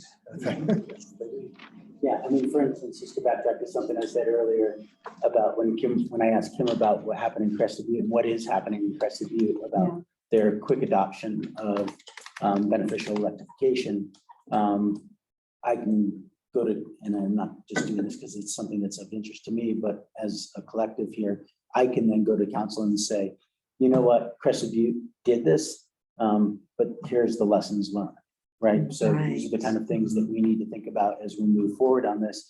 And we know that you're gonna take on these three things that came down from the mandates. But we've also discovered that item A from San Francisco or from Vail, they've also done this program as well. We might want to consider this on top of it if it's within our capacity, something like that. So just being a conduit for that to make it efficient so that it's not just a paper tiger for the council.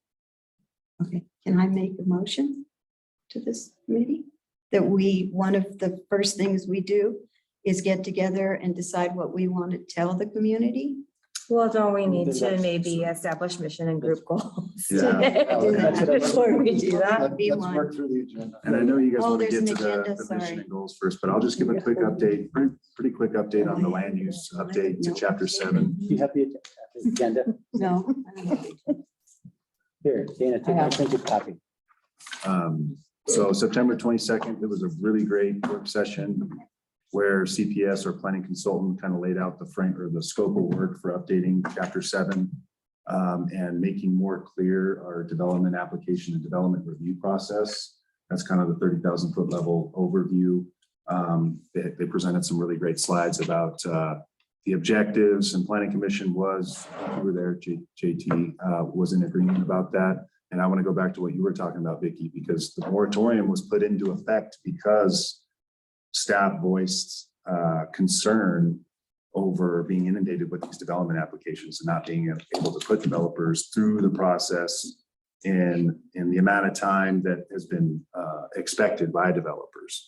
I know there's concern over the growth level and resources and stuff, but again, the impetus was process. And that's all that was really cited in the emergency ordinance enacting the moratorium. Again, not trying to underpin thoughts out there about there being a shit ton of stuff going on around town. And a lot of people interested in Ridgway now because that's hugely important. But you can't really put a moratorium in place willy-nilly just because you're nervous about people coming into town. You know, you're going to get challenged legally and probably lose that battle if you're just nervous about too many people coming into town at once.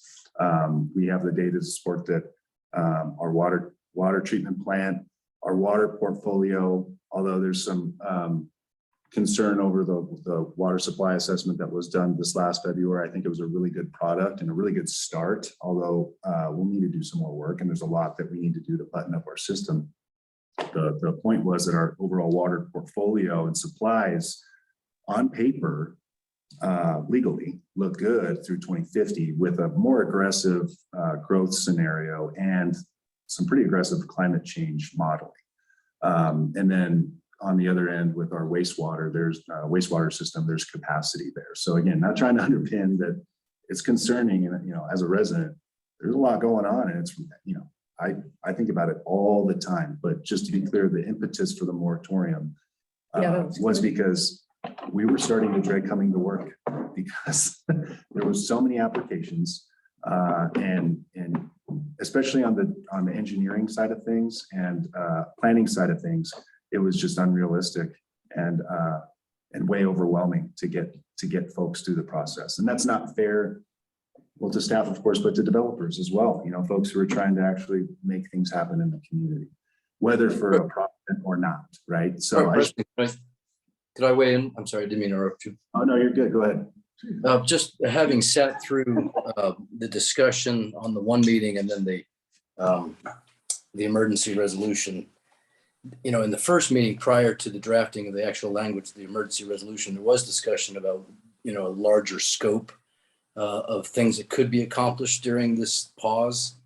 So I would suggest humbly, from the Zebra Committee's perspective, not my town council role, that if this committee could come up with something that's tangible, achievable, and realistic to propose prior to the end of this moratorium that could be adopted by council, that should be an interim fire drill, not a fire drill, but a timeline. You've got to, I think it's what end of March is the end of the current moratorium, unless it's extended. But if this committee, through these meetings and through collaboration with Zebra, could even come up with something as simple as a proposed timeline to reaching, for example, net zero new construction, something that's manageable, something that doesn't overwhelm the council, something that doesn't interfere with the objective that Preston just illuminated. But you have a window of opportunity here that I think you could provide some tangible suggestions that could potentially be adopted concurrent with the expiration of that moratorium. thank you. Are you Eric. referencing the building code? It depends upon what you can get accomplished and achieve in that timeline that's realistic, tangible, and would be easily adopted by the council concurrent with the expiration of the moratorium. So it could be that, you know, my view from the point of view of Zebra is the thing that the Zebra Committee is trying to work on, and again, it's a bunch of people doing this in their spare time, is getting the research together to propose to you what might be an achievable timeline with these various phase steps. And if that's all that came out of this between now and March, that would still be huge to get that in front, you know, get that in front of your board, but then this board proposing something to council. I don't think you should ignore this opportunity to achieve something in this timeline. And again, it's not to trip up the objective, you know, the objective as, you know, we're lucky that Preston's still here and he hasn't turned into dust. But, you know, it's not to trip that up or add too much to the staff's plate. But, you know, there was early discussion prior to the passing of that resolution of having a bit more of a broader scope to it. It just didn't make it into the language. So I wouldn't discount the opportunity window that you have in front of you. Right. Thank you. And I think that's super well said, Terry. So just, you know, wanted to give you an update on the process for that, and CPS is well on their way. And these are some of the slides from that work session on the 22nd. And those are available in the agenda packet from that special meeting as well. Yeah. That's exactly right. I just wanted to show you this table. This table is a recommendation straight from many of the communities that CPS works for. And I've been longing for something like this for quite some time. But once integrated into our online version of our municipal code, there'll be direct links based on the application process you're looking to do. If you're looking to for a height variance for a fence, you go down the variance, you follow the prompts, you click on the link, and it takes you straight to the performance criteria and submittal requirements for that application. There's more to it than that, but I mean, this is a streamlined type of thing that TJ at CPS has been recommending to us for quite some time, and that, quite frankly, I've been longing for, and that Ridgway really needs. Not that what we had before was, or not that what we have now is bad. It's just there's just a lot going on in a short amount of time. And there were some incongruencies in there that are being put into their right places. And it might seem, can I speak to this a little bit more on top of what Terry said? I definitely had a knee-jerk reflex. I think like you did, it comes off to some effect as if it's just an academic process to make things more efficient for town. it's about process, right?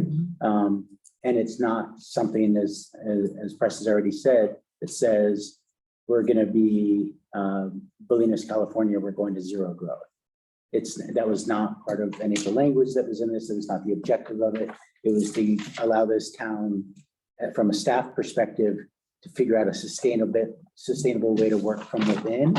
And as John Clark then also uttered as well, was that we want to make it difficult for the things that we don't want to make it easy for. What does it make? We don't want to make it easy to do the things we don't want them to do, something along those lines. And so that's, so on the surface, it looks like this is just an update of a document and an efficiency for the town. But Terry's absolutely right. This is the right window for the creation of this committee to be able to pay attention to the things that are coming down to the pike, like Kim is presenting, and then also to have further discussions, say, along the lines of the water study, LRE, which I have my own opinions on as well. And that is kind of what I think we can have as robust conversations here.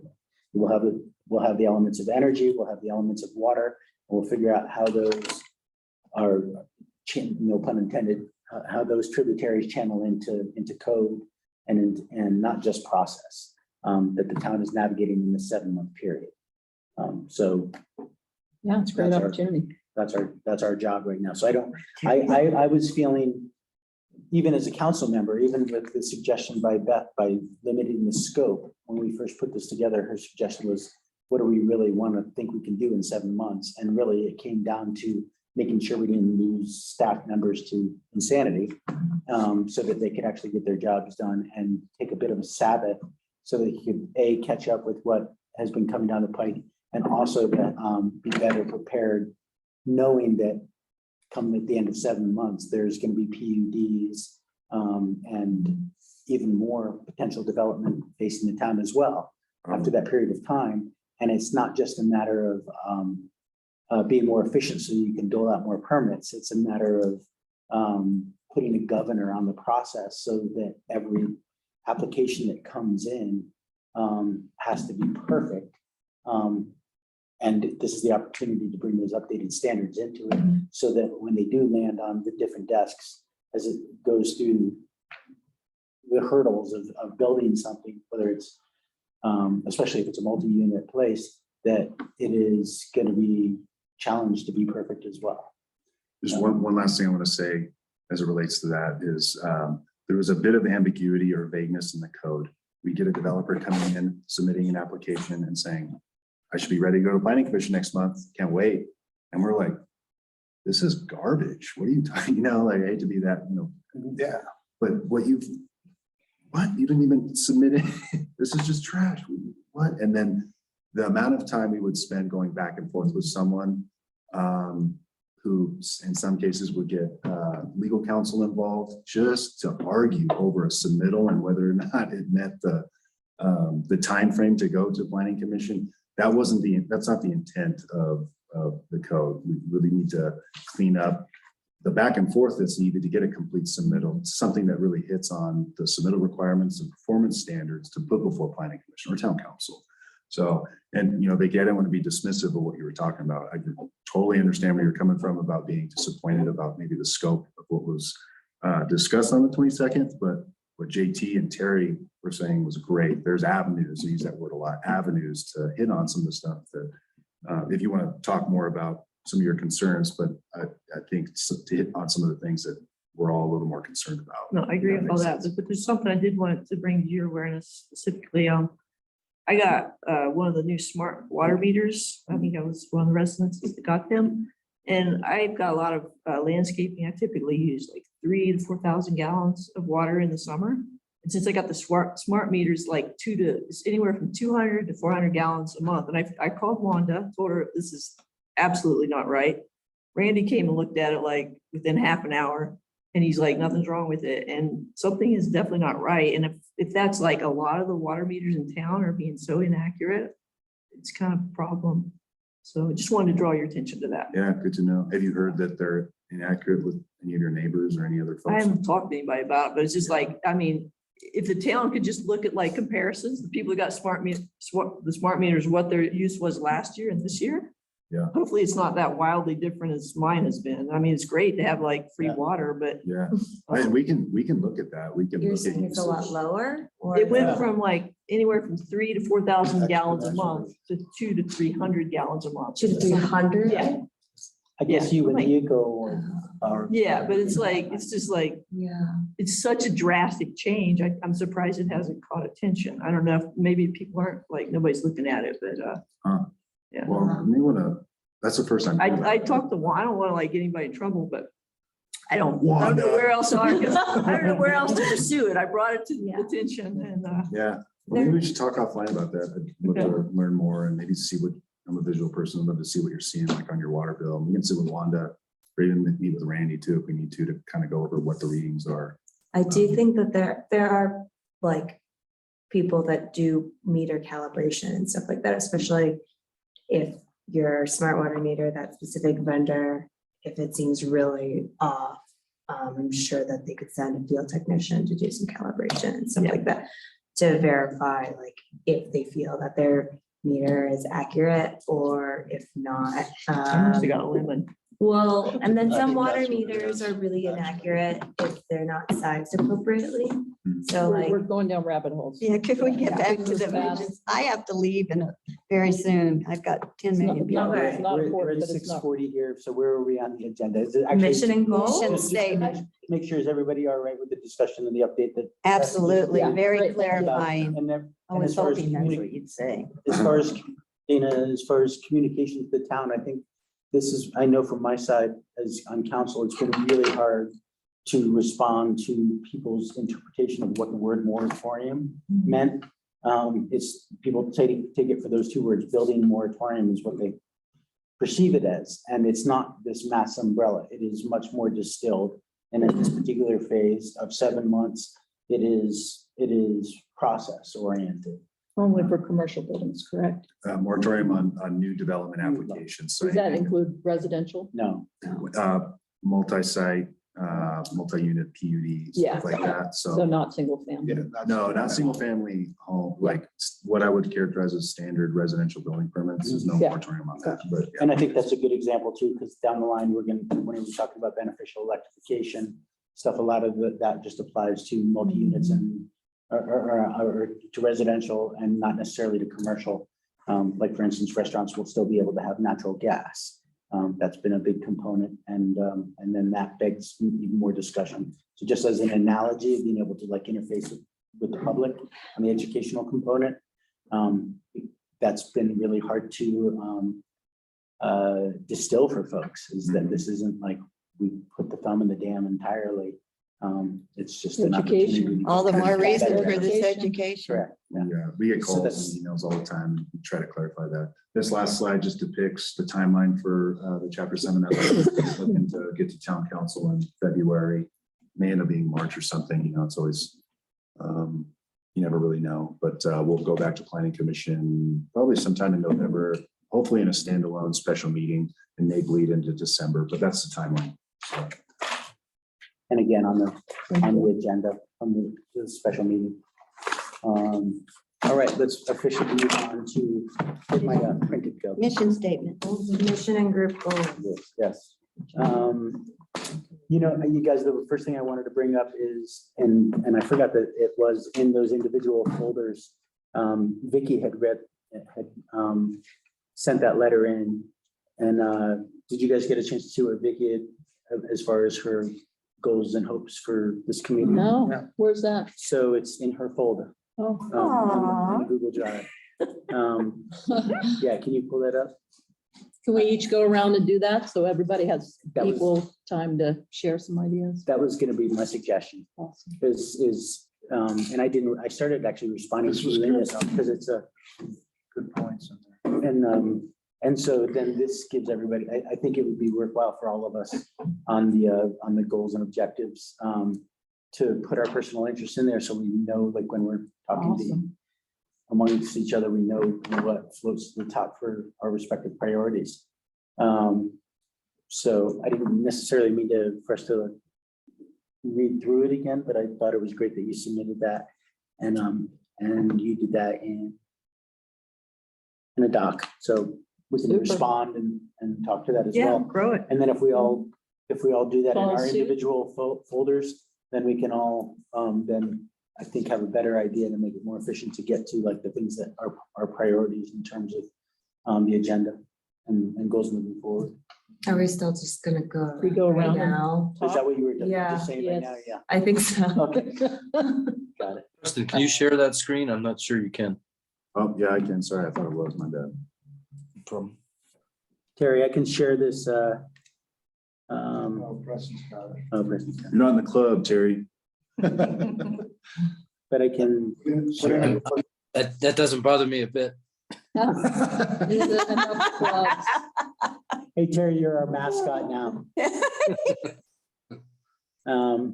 But yeah, I think I can share the, or Preston, you can share the Google Drive to Terry, Did I? not just on the screen. Oh, yeah, I could. Yeah, Terry, I'll make you a member of the Google Drive or this folder on the Google Drive. Make sure not to give me any authority to mess anything up. Yeah. No better. Yeah, so, okay, Preston's on that one. So why don't we go around the table, but everybody try to keep it to a couple minutes each. And maybe Dana, do you want to go first since you said you have to go soon? Yeah, I feel guilty. I have to leave, but I got so many people showed up. No guilt. just- Well, thank you, Terry, for jumping in and saying that we actually should try to make a difference rather than waiting for the federal and state authorities. That's great. I think that we should at least focus on it. I agree with him. And hearing everything tonight, I think education should be our #1 priority right now. Educate, and that's all, educating the town, peoples, the community, and maybe some sort of a forum for developers. Dana, can you get specific on the education outreach? What topics would you feel most comfortable? Public engagement, listening to and responding to the community. A holistic public engagement approach. This is stuff that I've been reading from other sites. And I really liked that they put it in kind of a touchy-feely thing, a visionary event. Like Honga's going to take over the health food store, and I guarantee you we could put something together and I'd be happy to pay for the food, et cetera. That could be a really focal point for the community, and getting some speakers like Kim to come in after she's been sitting on this committee. I just feel like that, and then we just play, that's a bad word. We focus on how we want to change the codes in our own little group. And that's what I wanted to get to in terms of specifics. So it's one thing to say having a sustainability advisory board salon or happy hour, but in terms of, Okay, well, So yours would be- specifically, if you look at the codes, everything says we recommend or we encourage. Mhm. Like I said in the last meeting, if it was changed to we require, it would. And it's just So something I- we could expand out in our Right. little written document. I Yeah. think now that we just get the kind of big overarching Yeah. goals, I like was, Dana's is education, the code, Saving the planet. and working on this moratorium timeframe. all right. Animals are, I love what Vicky wrote. I love the wildlife corridor thought. That's awesome. And the water, which is, Can you flesh, I know you're gonna leave, so can you flesh that out and, even if you said. well, I'll tell said you, it all in- the Western Water Assessment just came out today. And even though we got all that precipitation, we're still below normal. And we have had the hottest September on record in Colorado.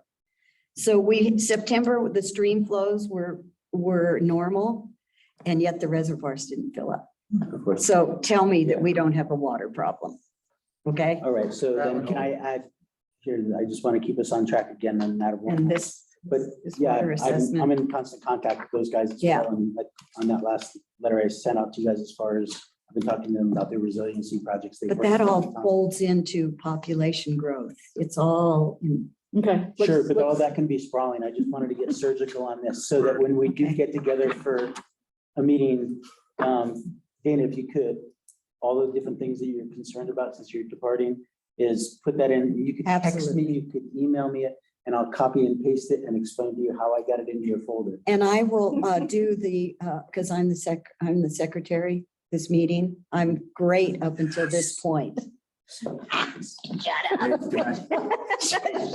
I want to make a suggestion, and I love the education and outreach piece. I think that's hugely important and should definitely be a focus.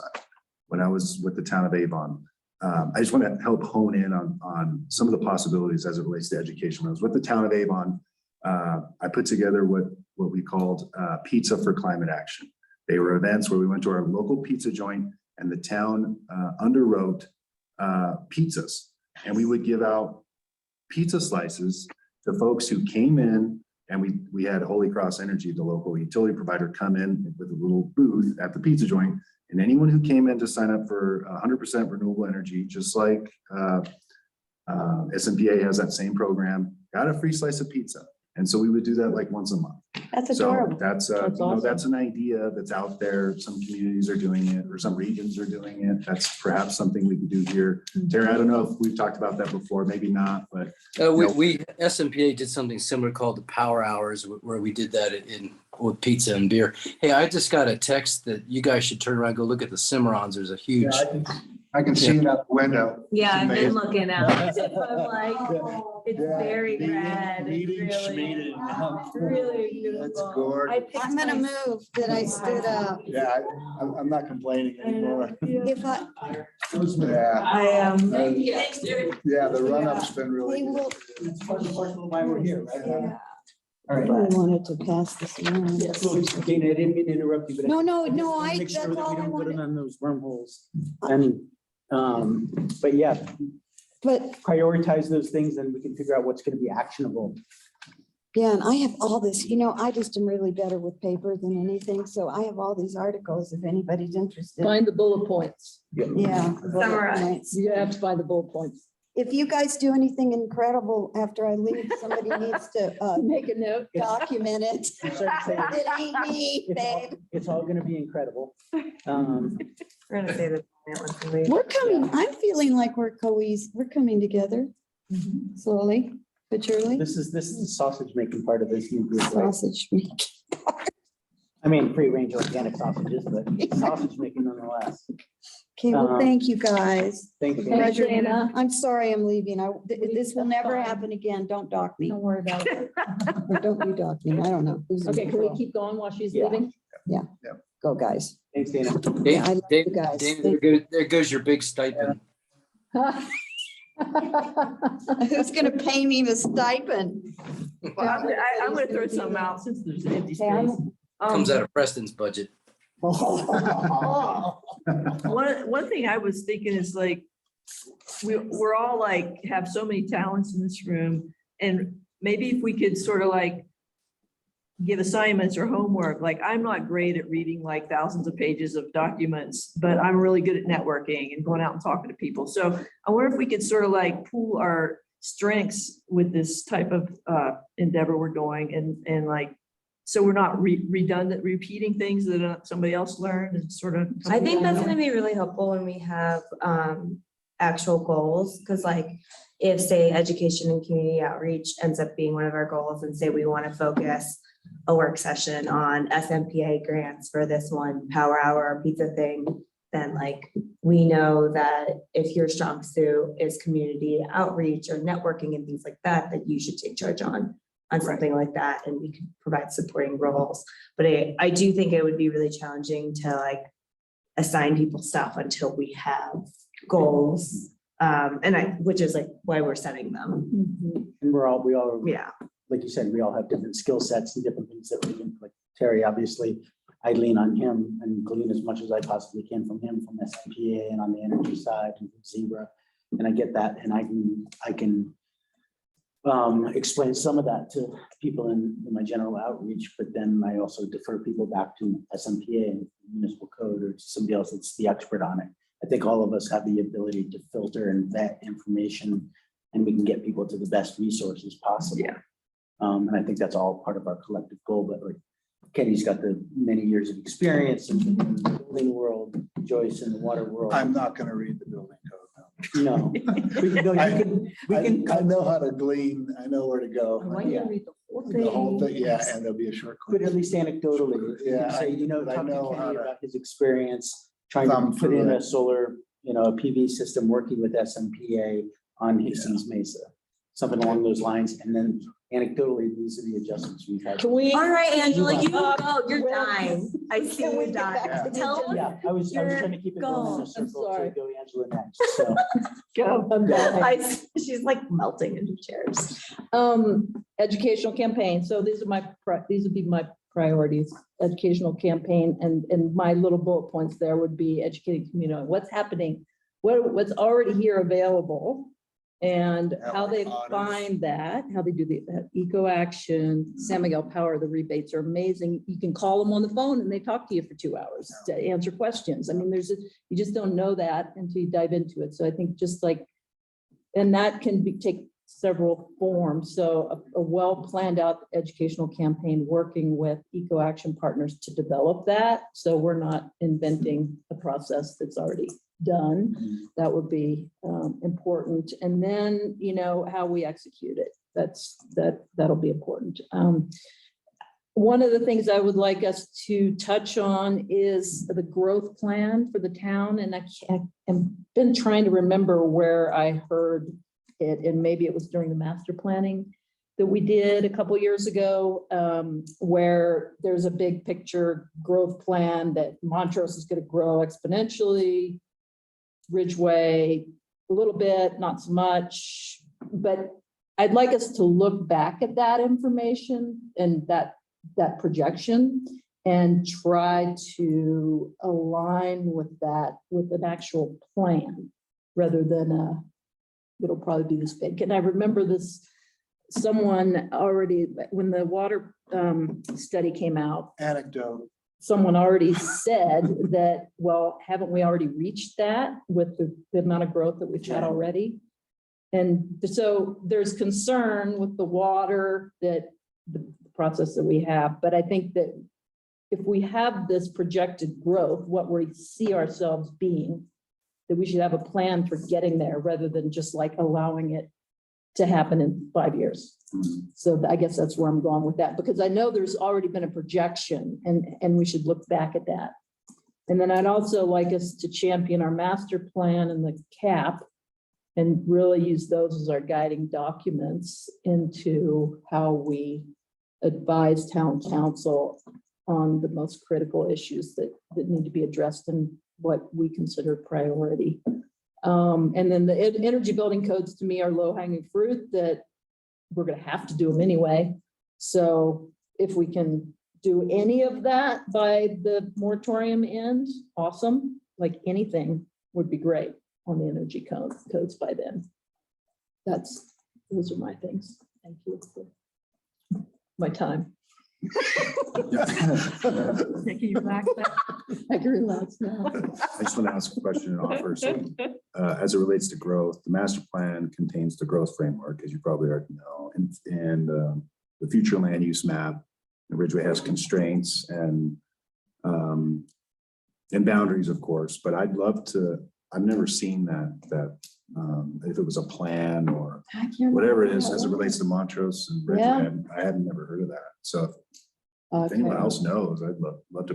Did anyone remember should go that on from the Google master that. planning session that we did? I did review the Ridgway master plan and they did talk about inbound and out of bound growth or like expanded growth for the town of Ridgway. But it didn't include anything with Montrose. It might have been the person that facilitated the master planning session. They And might maybe have, they did a separate one for Mhm. Montrose and they were referencing that, but the master plan that maybe JT was the one that added does talk a Yeah. bit about, a lot about Ridgway and then kind of integrates a little bit with URA and Mhm. I'm in alignment with that.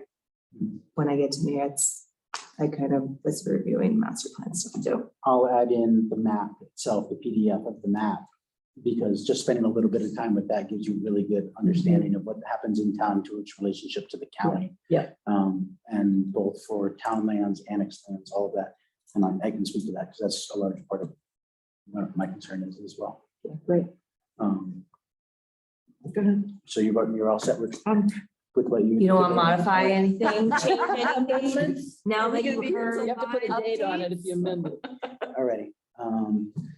So the main thing that I'm interested in, of course, is water, as I've said many times, and I definitely have different thoughts on.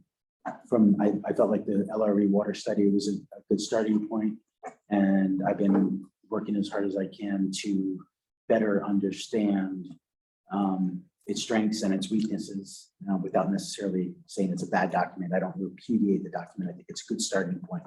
I'm not confident in 2050 being the time period, which even is around the corner, is sufficient that'll especially handle our growth at the current rate of development, given the worst case scenarios, both in growth, climate, everything that's going on with the Colorado River Compact, water use in the county, proposals that are coming down the pipe that are already in the courts. So water law is a very complicated thing, of course. And I'm putting a lot of my personal energy into that and trying to reach out to all the stakeholders, ranch managers on the larger ranches, people outside of our water users area, and also to the north of the dam. How would you like this committee to work on that rather than just you as JT? The thing I would like to see us be able to do is come up with a way to calibrate, to pull apart the study, understand its strengths and weaknesses, and then to come up with an honest, solid as can be, amount of water supply and calibrate that to our growth level. And I look at that through almost a fiscal lens of budgeting for water. And I think that should be how we plan our growth. With that is the most fundamental common denominator. So we and- would need different reviews, more assessment. Which Data. is part of what I was saying. I had reached out to Western Water Assessment. Dana brought up, they work to take water studies that have already exist. They definitely respect LRE and the work that they've done, but they also help communities build in resiliency planning as well, which is a whole nother level of variables to add in, and at least shines light on them, whether you can, I'll leave it at that. I support that being a high priority. So to me, that's a high priority. And to me, that is the nexus of all the issues of water and energy in terms of sustainable development is at our current rate of development, I don't think we can continue at this rate and make it to 2050 without planning accordingly for working for augmentation in terms of getting additional water for our single source water supply, actually kind of a two source, but our primary one being LACO, and making sure that all of that politicking at the different levels from town to county to state to Bureau of Rec and the Colorado River Basin stuff is on our radar in an intelligible way. Because I think that's how we got to calibrate our development moving forward as a town, and that's got to fall into the integration of our strategic plan as well. And to some effect, the language is already there, but to continually remind our town that that's our objective. And I think that'll serve as the governor for what we can do and what we can't do, whether we're talking practically or legally. Do we have a strategic plan or are you referring to the master plan? The strategic plan. Yeah, we have an annual strategic plan that, Is that something you could put in the drive for us? yeah. Got it. Yeah, it's updated each year through the budgeting process. Yes, like, for instance, not to give you a water example, because I'm still wanting to learn about the treatment center and facilities, et cetera, and the budget demands on that. But for instance, Dave even reminded me to remind town about beneficial electrification at the town level going into the budget cycle. You know, even down to mini excavators that are now becoming electrified, stuff like that, to start to thinking that they could fall into the budget. So I'll leave it at that. I'll say with the water part of it, and then the other is, of course, integral to the education and outreach component, which I think we can serve a good purpose in this community to do.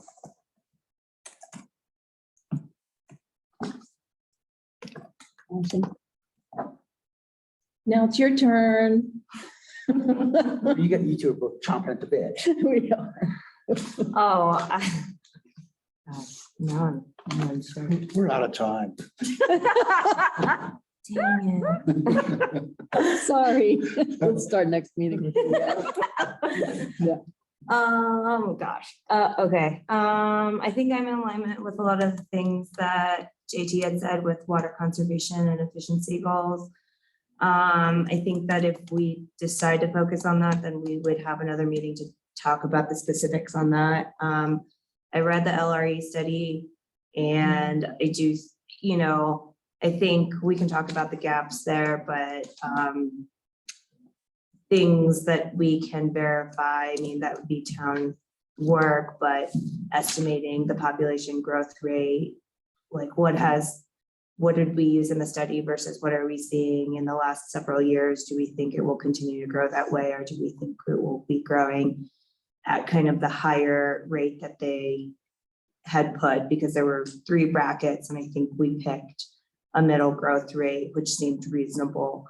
I'm sure COVID shot things up, but it may taper, but based on growth rate that can change when we kind of hit our water rights limits. And then just different with water conservation, just in the future, if we focus on that, just talking about ways we can improve that, whether that is metering improvements, or maybe talking about different rate analysis brackets on, are there incentives? Like, I think that there was something talked about in 2019 that you guys changed the rates, but maybe an incentive for the cap right now is 5,000 gallons a month, or 5,000 gallons a month, but like, is there a way maybe we can lower that because people may be incentivized to use a lot less water if there's a next lower rate?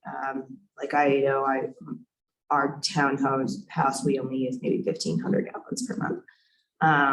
But like, if I know I can go 5,000, maybe I'm just gonna start irrigating this and that. So things like that. Based on use or something. Yeah, just lowering that max bracket, because the lowest right now, the base is 5,000 gallons per month. So like, is there a way to kind of lower that so we can provide a monetary incentive to residents to maybe decrease their water usage and go towards lower water, like low water efficiency, everything, just ideas, but that's kind of diving into details.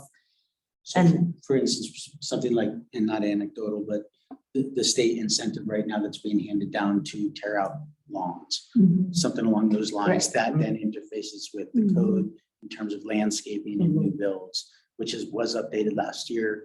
But there's also room for additional improvement with incentives. So, right, yeah, absolutely. And then these are things that were kind of talked about in the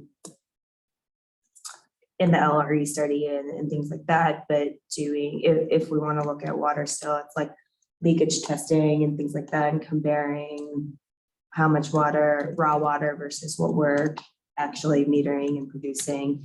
And then there's leakage testing of pipes, and they can kind of tell you based on that how much water you may be losing through your pipelines and what areas to focus. And Preston may already know that there may be an asset management plan for the pipes or something like that. But if it hasn't been done, then that gives a great way to prioritize what water and sewer pipelines are priority for being repaired. And we're not just wasting water by like old pipes, leaking joints, things like that. Then on the cap study, the building code is going to focus on residential buildings, and then some other things they talked about was just waste reduction in general. And so I don't know if one of the things we want to evaluate is promoting waste reduction, whether that's like a campaign to minimize single-use plastics within our community. And so that be kind of not using plastic bags, like takeout options, reducing the single-use plastics there and getting compostable silverware and containers, things like that. And then the public awareness campaign is, I think, important just because we want to align whatever we do and make the public aware that we're promoting X, Y, and Z. So yeah, those are kind of my couple of things. Awesome. What she said. No, water is definitely one of my top two issues. And I am not going to give up on gray water recycling either. I'm not a fan of the system that is being proposed at the state level, and is actually the legislature decided to go forward with it. And Preston and I had a spirited back and forth, and I dug deep into the state website, and it's down to the state plumbing board now, and they may not even approve it, if ever, was the wordage in the state's description, their bulletin. So Rainwater being like shower and washing machine? yeah, But not sewage? not sewage. Yeah, So gray water So it's illegal to use gray recycle is water? really hard to do in Colorado just because of our water rights regulations. So there's limits on that because, like, as a, say, wastewater entity, you almost have to discharge X amount into the river to allow downstream water users to have enough. Recharging units. We have Recharge, a- yeah. Every watershed. It's not ideal, like, I mean, it's a Colorado thing, like, Well, obviously Florida and California. and places like the that. system they described is a return to the water tank on the back of the toilet. Mhm. And if any of you have an RV, the gray water stinks. And so that to me is not an acceptable gray water system. It should be a closed system, but that's not how it's gonna work. So I'm gonna look at that some more on my own.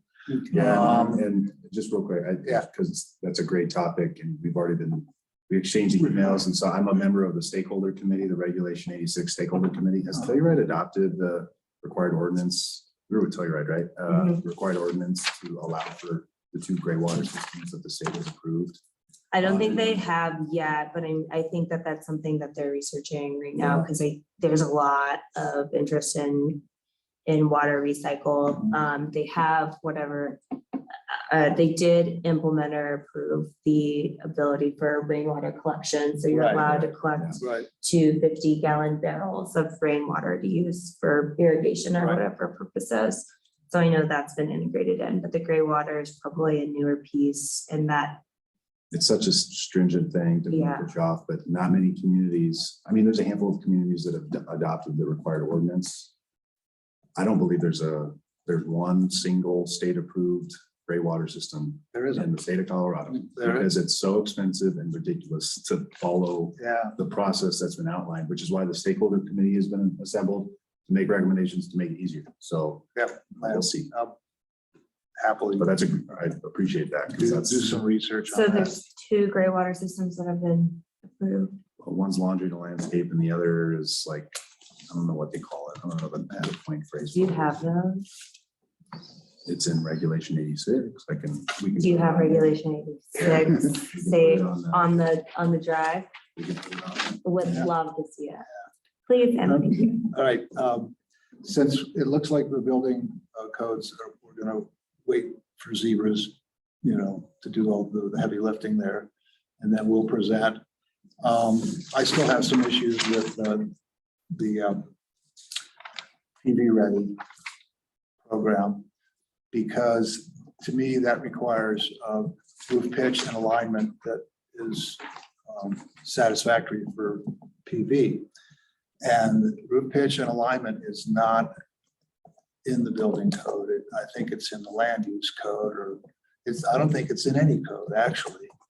And to me, it's critical for PV ready is to have a roof that faces south, the sloping, the rake of the roof faces south, and a 6 to 8/12 pitch is ideal. And we should work toward writing something like that into either the building code or the land use code, because the building code is more about safety and systems.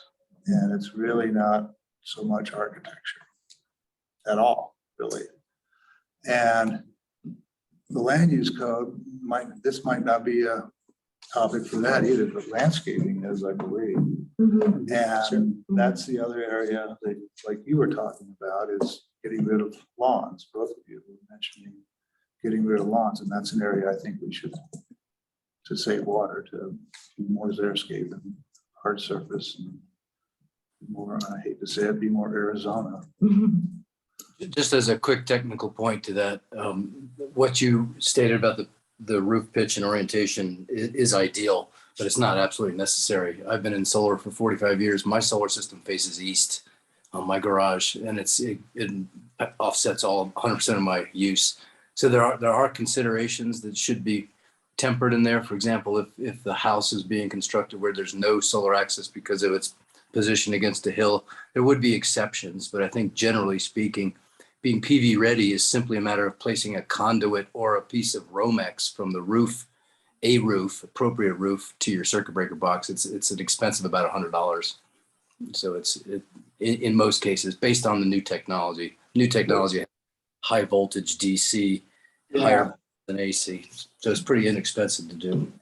Terry, I would think that would have to be done by the PV installer, because they would have specific locations for those terminations. So There's some general guidelines that could basically just want to get electricity to up any portion of a roof or in the attic.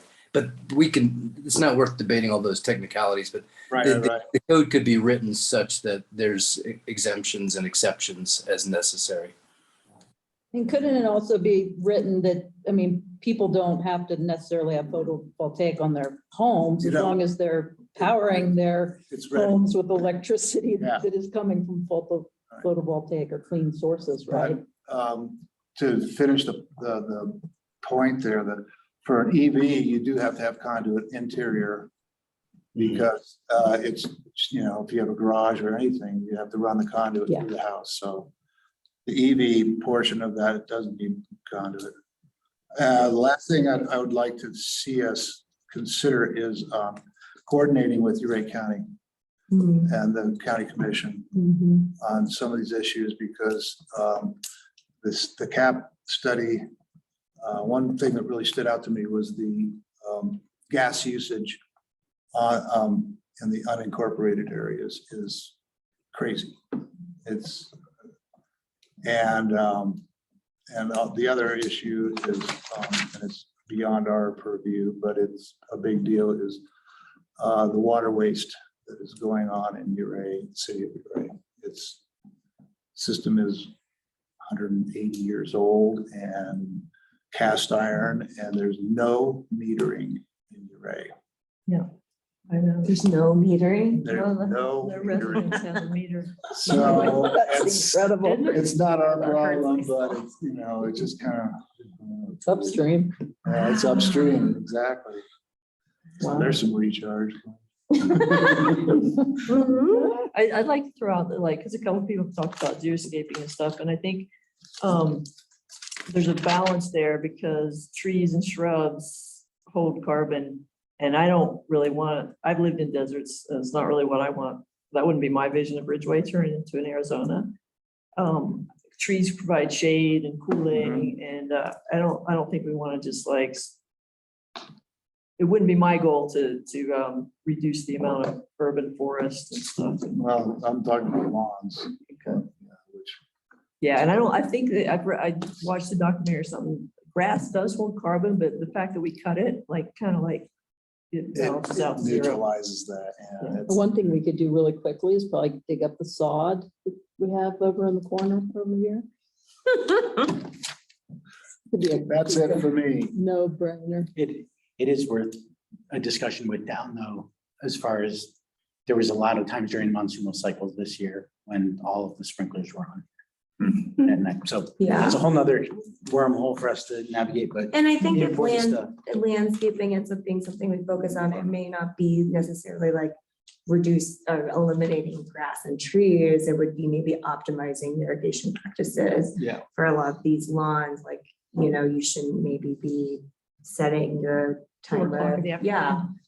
Yeah. And that stuff is already Mhm. sent out through both the voluntary and the mandatory restrictions from summertime. And within the code, there's, the certain percentage of trees and cover that's already there, but it's worth looking at, especially with the new incentives to rid ourselves of bluegrass and stuff like that. It seems with the CAP plan, the 50% of greenhouse gas emissions are coming from buildings, mostly residential. A little less, not that much less, a little less commercial, but it does seem to me like that is kind of the critical thing that we address. And I know we're going to wait for Zebra, but I think that as a committee, that's very clear. They've got the data. Yeah. It's low hanging fruit that it's coming down the pipeline with legislation, but there's all these incentives. So however we can promote community to buy into education, but also making that one of our priorities, I think would be a responsible thing to do, just because we have the data that that's the largest offender. Right. It seems like it's greenhouse emissions and then water conservation, because that's not water treatment and pumping and things like that was part of Energy it, but that was, usage. that was Yeah. energy use, and No, it's a huge. it didn't it's talk every about bit as water conservation. important. Yep.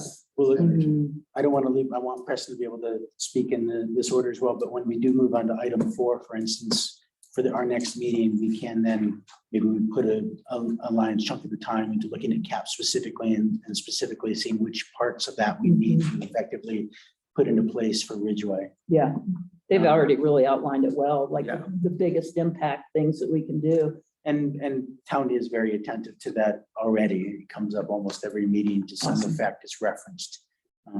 So, And that Especially was by like the- Ridgway was the only town that had the language encourages. All the others had like more finite. It's like thoughts and prayers. Yeah. Yeah, We hope. that needs to change. If you could maybe think Could you about- okay, Preston. Preston, give us your goals. Good, and you're in an interesting seat, so there's probably things that we could help you do some heavy lifting on as well. Yeah, and you guys hit on a lot of great stuff. I'd echo a lot of stuff on the water conservation efficiency goals, the educational campaigning. I love the water meter improvements, which we're working on steadily. And then, as it relates to water rates, some sort of incentive program, which has been discussed for some time but never acted upon. Definitely may want to look at what other communities are doing to incentivize the folks that aren't using a lot of water. I think that's a great idea. You mentioned gray water, which I think is great. If you're asking my opinion as a resident, I've always been interested in community solar array type projects. Terry's gonna mute here in a second because there's a lot of potential for a larger community solar array type project, be it on private property or even on town property. There's a very interesting parcel, the Green Street Park, which is the ugliest thing. The bees like it.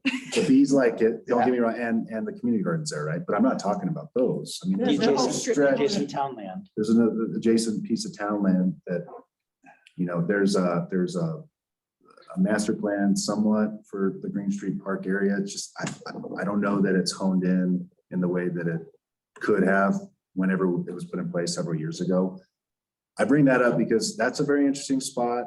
Folks may not agree with it for something like a community solar project with SMPA.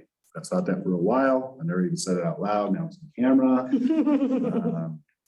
Why would Terry mute that? No, I thought he would cut me off and say, yeah, I was waiting for the opening. Yeah. there it is. I mean, So I'm actively working on community solar garden locations, not just in Ouray County, but also San Miguel County in the West End. as it relates to your one comment about a town community solar garden, one of the concepts there, just for food for thought for you guys, is if you look forward to this concept of requiring net zero for new construction by some date, one of the alternatives to siting solar on individual dwellings is to participate in a community solar garden, either through SMPA generically, which is available to all of our members, or the town could actually sponsor their own community solar garden, which could be exclusively used for people who cannot effectively place solar on their houses. So it would be an alternative to forcing the need for PV ready, for example.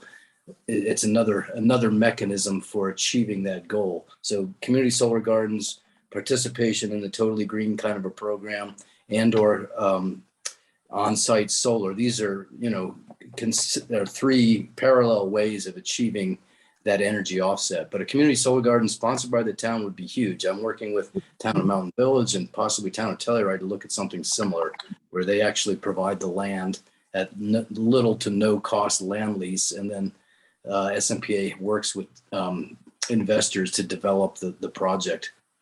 So that's just, and I can elaborate on that more later, but that just to echo what Preston was saying, that's an interesting idea and something that, this committee could choose to pursue. I'd like to chime in on that, sorry. So it had something to do with what you showed me about agrivoltaics to like multi-purpose it and have the solar panels on like 8-foot posts. So it provides shade for things like whatever. Yeah, and Terry and I've talked about this to some effect. I also serve on the Colorado Farm and Food Alliance. And we're working on agrivoltaic projects similar to Jack's Solar Garden. Terry and I've talked about it. We've definitely, I certainly had identified the same town parcel that Preston's talking about, and already have talked to Agnieszka about it. And certainly it's in consideration, but it's not down the road yet. And there's a lot of incentives and support for projects like that as well.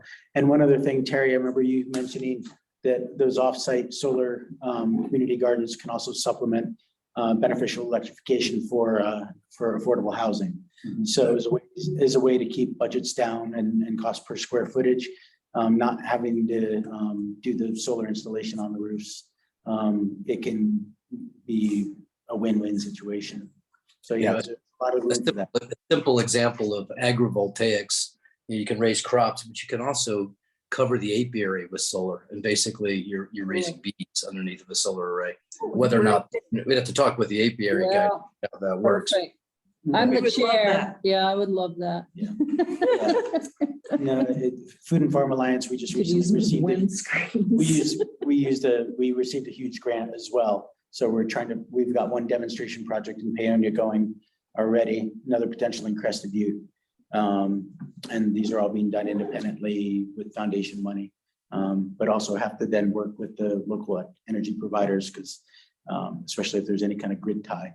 But yeah, Terry can help flesh more of those potential projects out right now as well. Awesome. Anything else, Preston? No, it's great. This is a great combo. Oh, awesome. Terry, I have a question. Can I ask Terry a question? Does San Miguel Power generate 100% of Ridgway's energy, or do you have to buy from Tri-State? Our entire mix system-wide, which goes all the way out to the Utah border and Silverton, is approximately 40% renewable. 5% of that is locally generated from our community solar gardens, from our hydro systems. We don't specifically generate power for Ridgway. However, Ridgway is participating. The council approved it a year ago or so in our Totally Green program, which means all of the town's facilities, all of the town's electrical accounts are offset by 100% renewable through participation in that program. So that's an example of how residents could alternatively choose to, for example, avoid a fee or a fine or an extra permit cost without putting on-site solar. They could participate in that program, participate in community solar gardens, or potentially self-generate. So those would be some of the easiest identifiable options today to achieve that goal of offsetting your electric use, which if we require all electric homes is offsetting all of your energy use to get to net zero. And that's the key. It's hard to offset your use of gas through solar because it's hard to quantify that energy. But if it was all electric, it's extremely easy to quantify because it's all goes through 1 meter. Yeah. The Okay, town's- that's super helpful. Thank you. The town's been totally green for almost 3 years. Very proud. How does And that- the green offset your, That is what? Can you explain the totally green? how does it offset? Sure. Oh, I know, Yeah, Terry. Let me do it, Terry. I know. Oh, right on. I'm part of it, but I don't know how it. Yeah, same. Real quickly, all renewable energy generators, whether they're local or whether they're, in our case, Tri-State is our power supplier, and they have large wind farms and large solar systems. The energy generated from all these renewable energy generators is accounted for through the renewable energy credits, which is a state requirement for how you quantify the amount of renewable energy. So all of that is available. Those credits are available for purchase, essentially. So we have, like I said, 5% of our energy use comes from local renewables. And part of our SMPA's requirement for those plants is that we get the renewable energy credits, which goes into that pool for our Totally Green program. The balance we buy from our supplier Tri-State, who sells us those renewable energy credits from their sources. So that's the mechanism. It's called the RECs, or renewable energy credits. It's a one-to-one, it's got independent third-party auditing of it. So there's no double dipping. So there's an accountability trail of the amount of energy generated by these facilities versus what is sold as RECs into the open market. So if you were to sign up as the town did for Totally Green, we would just be purchasing enough RECs either locally or on the market to offset your use. So you're paying an additional premium. Yeah. Right. It's pretty low, pretty affordable. Oh, yeah, it's like an No. additional Yeah. one. Yeah. So, cool. Yeah, Thank you, that's Terry. really good, big picture stuff that would also be important for our campaign to the community know where our energy comes from and what RECs are, and that the town's been, The CAP report makes it out really well. There's some graphs in there about how much San Miguel and Tri-State cooperate on what percentages this, that, and the other. Anybody else starving? yeah. Yeah. Do you guys want to take it into item 4 and then take it home here to finish up this meeting? In terms of, because we just went through, and I don't even know if we finished item number 3 and the goals, but I think that for practical purposes, prioritizing what we're going to flesh out in our next meeting might be really good to do right now for efficiency's sake. I think there's plenty of time, just if I can offer to prioritize maybe next meeting. The budget process is a couple more months, and it'll be, you have a list, stuff you guys want to focus on and goals, and this is fantastic. I use this word a lot, but you got to hone in, make recommendations for specific initiatives and projects for you all to undertake over the next period, however long, year, I guess, and then recommend the town council put that in the strategic plan, which informs the work plan, and we go. I think next meeting we can pick up where we left off, if that's what you're getting at. Okay. Kind of, or maybe you were saying, Yeah, let's just talk about it now. Well, no. I just meant for like item number 4, at least for broad brushstroke stuff, in terms of like, we want to sit down and flesh out CAP. What are the most important things that we want to focus in on that?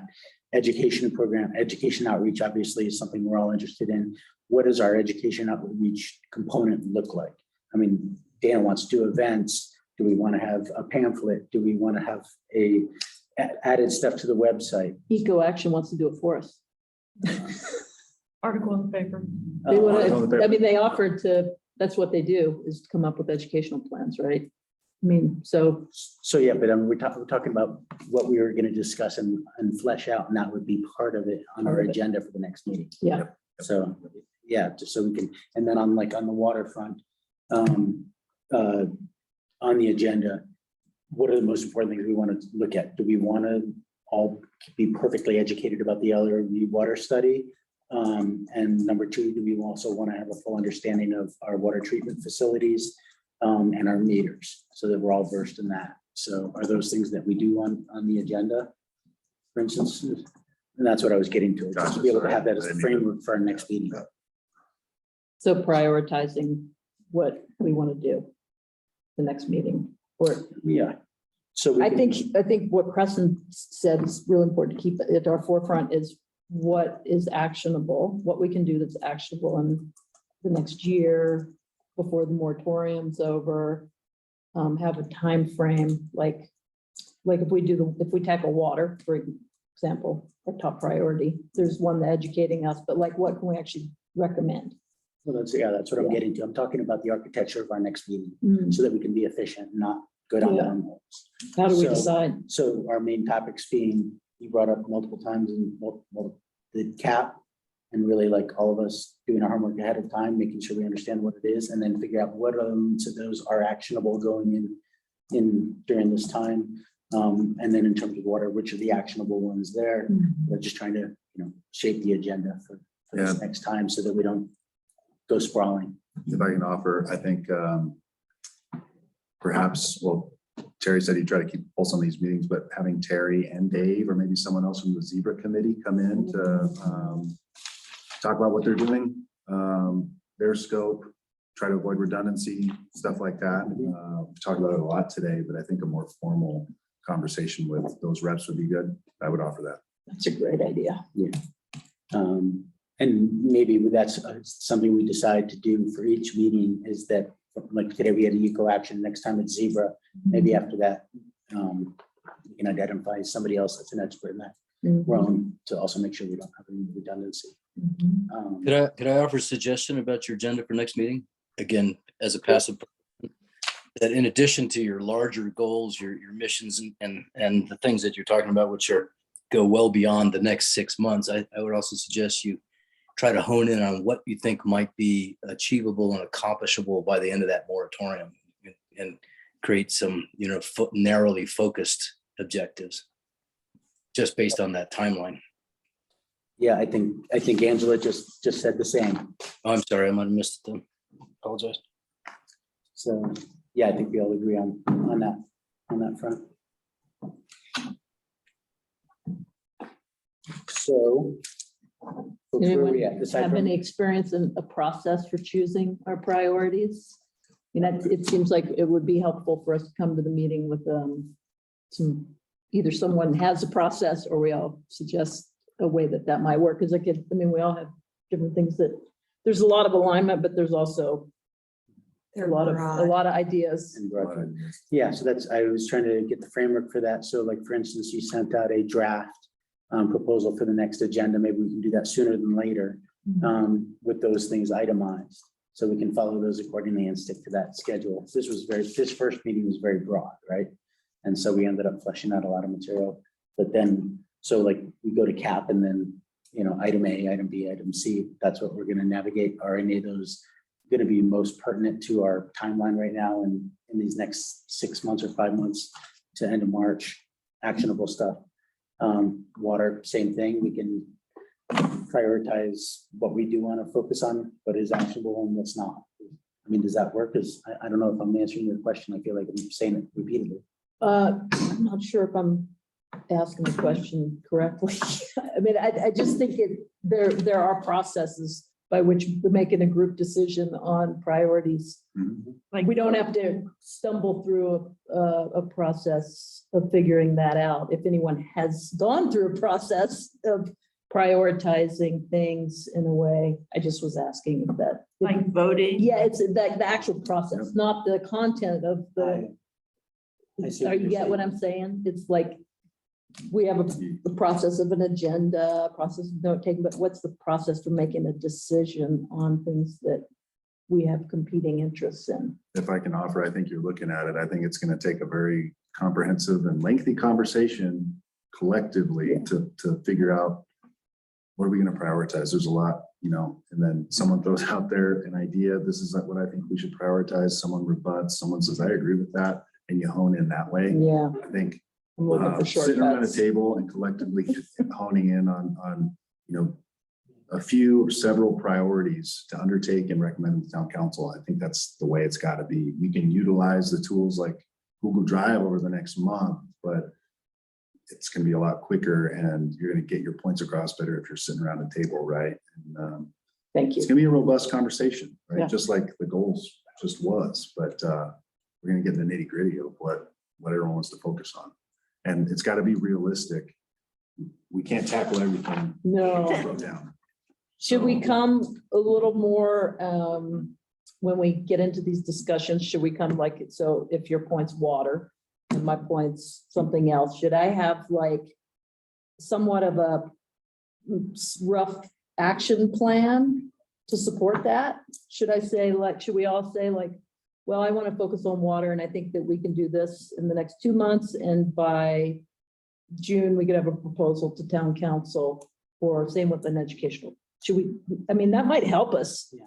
If someone comes with a clear, like, I see this happening this way, because that's kind of what we need to do, is be able to move on things that we propose to town council. They're gonna be hungry for our input. Absolutely, absolutely. And maybe I didn't say it right, but in terms of doing the draft agenda for our next meeting, so like under the cap, we have a dedicated amount of time to talk about the one topic and then face to face. So once we're in the group and talk about that, is that a priority? Do we want to put our energy into that right now? No, we delimitate that, we move it off the table.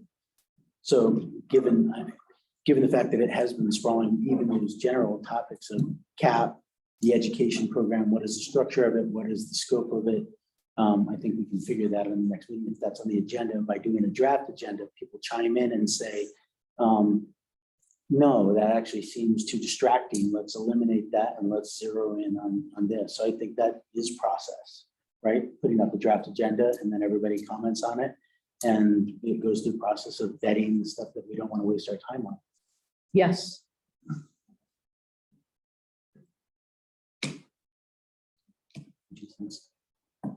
There were a couple things I did want to make quick mention of if we're moving on from that. And does that suffice it for right now? Yeah. Just moving on Yeah. to process some stuff. There have been emails between myself, Joyce, and Preston, to some totally practical added notes here of taking a tour of water treatment plant and even touring the entire water system from Lake O down. It's a bit more logistical now with weather, and access easement wise. So the whole system, water system stuff is going to be something to be explored come spring. But in the short term right now, if you're interested, I reached out to Pat Willits. He did just reach out to me while we were here at the meeting and said he would be willing to allow access directly to Lake O. And in terms of working with Preston, just so we have access to the waste treatment process. If anybody's interested, we're going to set something like that up. So is that a unanimous? Would you want everybody want Field trip. have a little field trip for that? I think we should have a lot of field trips.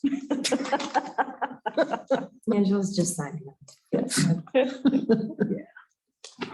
So JT, if you get me if Pat offered any dates or something. He just texted back.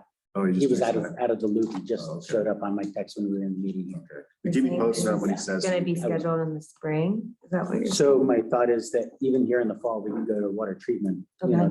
that's accessible. But as far, what is it, 7 properties that we need letters written to the owners, or at least a call to get access. Yeah. If we did want to explore the whole thing. Yeah, that's gonna be tough, because all we have is those utility easements, those.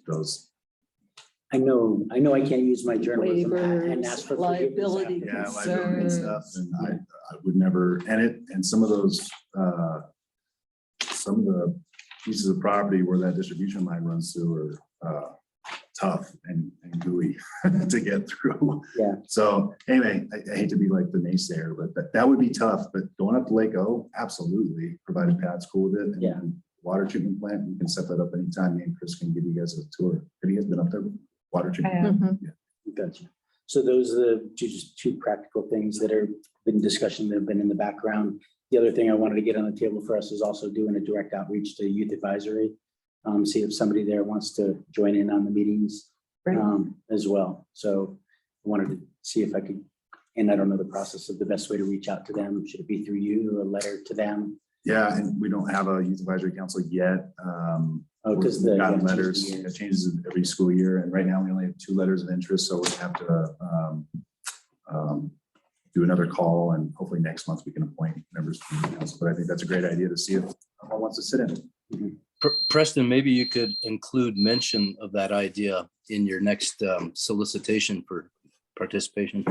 Because I'm sure and I know recalling the speeches some of the others gave last year is that a number of them were focused on, sustainability. So it might attract new candidates. Absolutely. I'd like to Absolutely. throw out 2 things. I wonder if we want to take turns going to the zebra meetings and have that person report back to the group and just maybe go around that. And this is like way down the road, but Paul Stamets was able to use it by using mushrooms. He was able to turn an oil spill in the ocean into a thriving ecosystem. I wonder if that might be down the road, a way to do water treatment instead of chlorine. Just planting a future seed, but I don't know. I'm sure there's state laws and stuff, but He was on mushrooms or he was using? no. Both. Whoa. No, Paul Stamets. you need to watch. on Fantastic mushrooms and Fungi. drinking. They did a bunch of studies and he got to do his little section of oil spill. He put mushroom spores on it and covered it up. And like a couple months later, there was like a whole ecosystem there and there was no oil. Really? Yeah. So, I mean, if you can clean up oil, probably clean We up could- sewage. Plant mushrooms instead of yards. I'm talking for the wastewater treatment. plant. Oh, okay. Yeah. Well, We don't have any oil spills here, but I'd love to learn more. Never even heard of that guy. I don't know why. watch, He's the watch father of Fantastic The Fungi. mushroom world. Fantastic fungi. You have to be a member. Or someone, that'd be great. Or I can Google him, but I'll send you. thank They you. do a lot of cool talks at the Mushroom Festival. Yeah. That, like research on. What's it? Then there'll be a fungus among us. Yeah. Let's- Oh, Sorry. That was cleaned up and ready to go. As another practical thing, that's probably something good to talk about is people who, I mean, I attend Sneffels Energy board meetings and the roundtables you guys went to, but like who on the committee can, well, like you said, rotate. Well, so for Zebra specifically, does it make sense for Dave to give us regular updates? Because he's already part of both. Yeah. But then for some of the other committees that like, then maybe we rotate, but for Zebra, since Dave is already on it, he could just like kick off our meetings with a 5-10 minute spiel of what they're doing, what they're working on. For efficiency's sake, I Yeah. will inform Dave, in a very, very, beautifully composed little note that he is that delegate. He'll love it. I just envision he'll love it. Yeah. But And Terry can chime in as And well. Terry too. Thanks. So, Minutes are left. yeah. Approved. yeah. Move to approve. If you Move to can approve the minutes in a second, then we win. Yes. Move to approve. Second. All in favor? Aye. Kristen, who are you passing them on to for this next round? Was it? Well, Dana started. Dana started, but I would, since she wasn't here for the whole meeting, I would request that someone else who was here for the whole meeting volunteer to do the minutes. I'm terrible. At least Terrible excuse. From when she left. I was like, Yeah, that's Maybe an I'll check hour and a in. half. Check in with her, I'll but check in with her, see how far she got. Okay. And he can kind of just use the agenda with a few bullet Right. points. yeah, if you like, Yeah, look at that's what the I- best way to that's- do it is. yeah, the way you described it last time is kind of what I did for this one. So maybe I'll send you guys a Word doc so you guys can just use that as a template. I'm thinking out loud, but thank you for approving the minutes. Yeah. Sounds great. Gotcha. And is that it? Would you guys like to go eat dinner and we can Yes. adjourn this meeting? So I'll be a little bit more sophisticated than I was on the get-go because I was looking at Preston by default, thinking he was the leader of every meeting. I hereby adjourn the Wednesday, October 5th, 2022 meeting of the Ridgway Sustainability Advisory Board. Okay. second. Hey, Terry, stick around for a second. Yeah, can I add one quick comment on behalf of, with my town council hat on? I want to thank all of you guys for the energy and ideas and the volunteering time. Same with Preston. This is a new responsibility for him to have to babysit this group. So this is above and beyond. That's a good description. What do you mean? Well put. Do not reply all. Yeah. Again. Terry, I feel like now I'm seeing the emails that come back, like every time JT sends something at the bottom and Kathy's like, do not reply. I did it talking about all Yeah. this. Still haven't all got it. Yeah. I think I'm gonna create an emoji for it. I just second. Universal emoji. Second. Yeah, Jill and Kenny. I would like to invite all of you to our house on Friday afternoon at 4 o'clock. We're hosting a meet and greet for Kevin Coons. He's a candidate for House District 58, for State House. And he's a good guy. He's a hardworking SOB. So we live at 240 South Elizabeth. You know Just where down it the street is. from me. I know where You know where it is. Can you email that one and we just won't reply to it? Yes. Or one person replies and says, we'll all be there. Yeah. But, yeah, he's a great guy and he had a chance to win and so does Adam Frisch. Frisch, yeah. Oh, my God. Yeah. Thrilled. Terry, we'll see you, yeah? Thanks, Terry. Yeah. Bye, Terry. When we do the wastewater tour, we can talk Good night, about everybody. Thank you. efficiency and biological